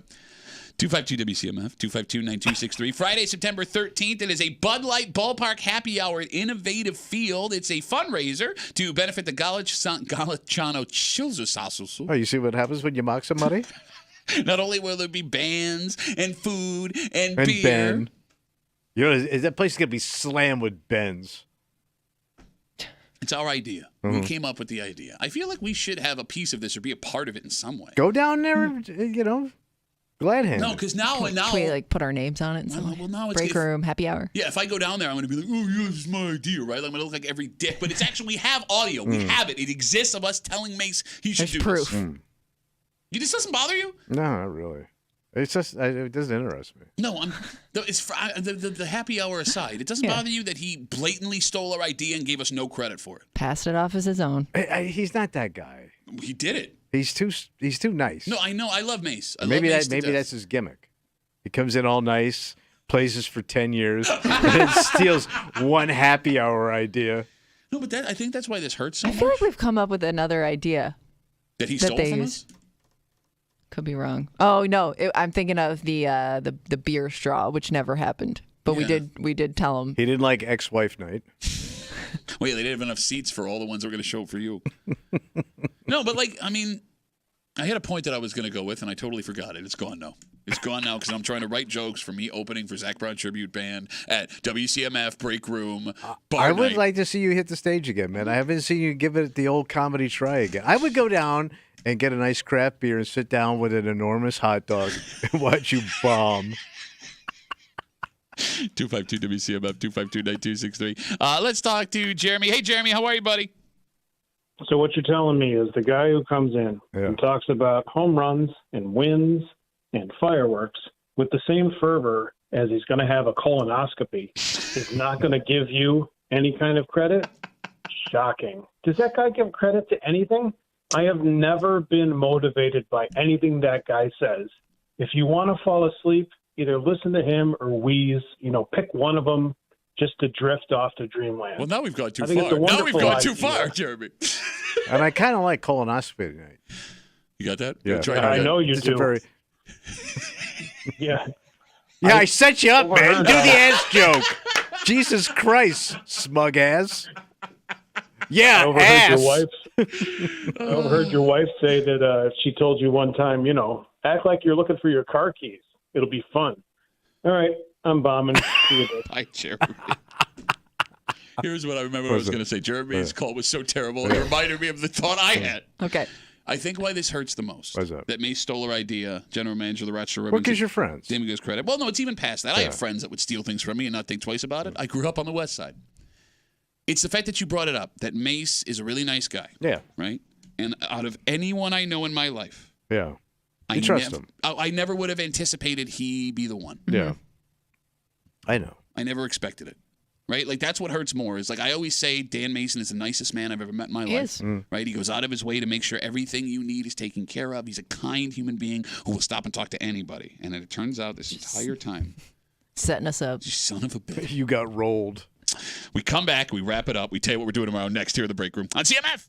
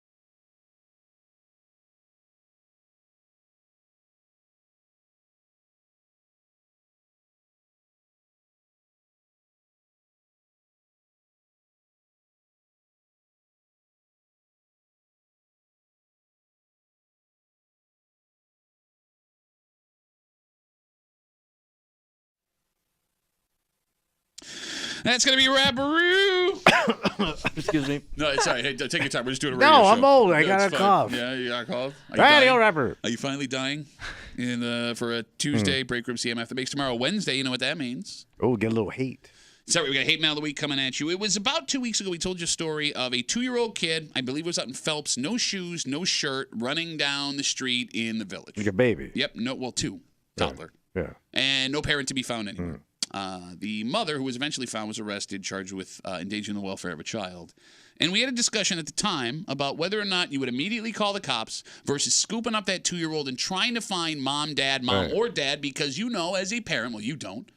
But parents know, like, sometimes your kid, even with the best intentions, can just get away from you. And you don't want that parent to get in trouble because we've all been there as parents before. A woman heard that discussion, and she didn't want to comment on whether or not you should call the cops. What's her beef? She's upset that whoever did call the cops inserted themselves at all, whether personally or with the authorities. Because according to her, the reason why young adults are so soft these days is because they were never allowed to be independent as children. Running wild in the streets at 2? Oh, my God. Oh, my God. Reactions like that and more. Tomorrow, around 8 o'clock here, Hate Mail of the Week in the Break Room on CMF. We got to get out of the way for Kimmy, who just made up the names. She made up the names for where they They're just wanted. made up names just to protect people's identities. Well, they were good names. I guess so. Really stuck. For Tommy Muley, who enjoys his colonoscopy. Until you say that word. Colonoscopy. It's tough to say. Try getting one. You've never had one. No, why would I have one? Because you're getting up there, son. I'm 38. When Bro, do you have to Isn't get it close? Yeah. 40? So 40, open wide. Why are you excited about this? Oh, I'm going to love because he used to mock me all the time for going to the ass doctor. Never talked to my. I can't wait for your experience. You want to come and watch, you weirdo? You know, you can get the video because on the scope they videotape. Is it like Darien Lake where like? What's that? Never mind. Wait, do women get colonoscopies too? Yes, Yeah. everybody's Yeah. got it. Look who's If you laughing. have an ass, what do you think? laughing. Lady ass don't get ass cancer? Yeah, everybody's got to get it. Do you think lady ass don't get? Well, that's ass? what you're saying. No, I was just asking a question. I don't know about lady ass. Everybody middle aged, and by the way, this is a good, public service announcement. Check your ass. When you turn 40, make sure you have an ass buddy to remind you. I want to be your ass buddy. So when you turn 40, I'm going to remind you, check your ass. Wash your ass and check your ass. Gonna set a reminder on his phone now. Yeah. My name's Pat Duffy. We'll see you tomorrow morning in the Break Room, 6 a.m. on 96.5 WCMF.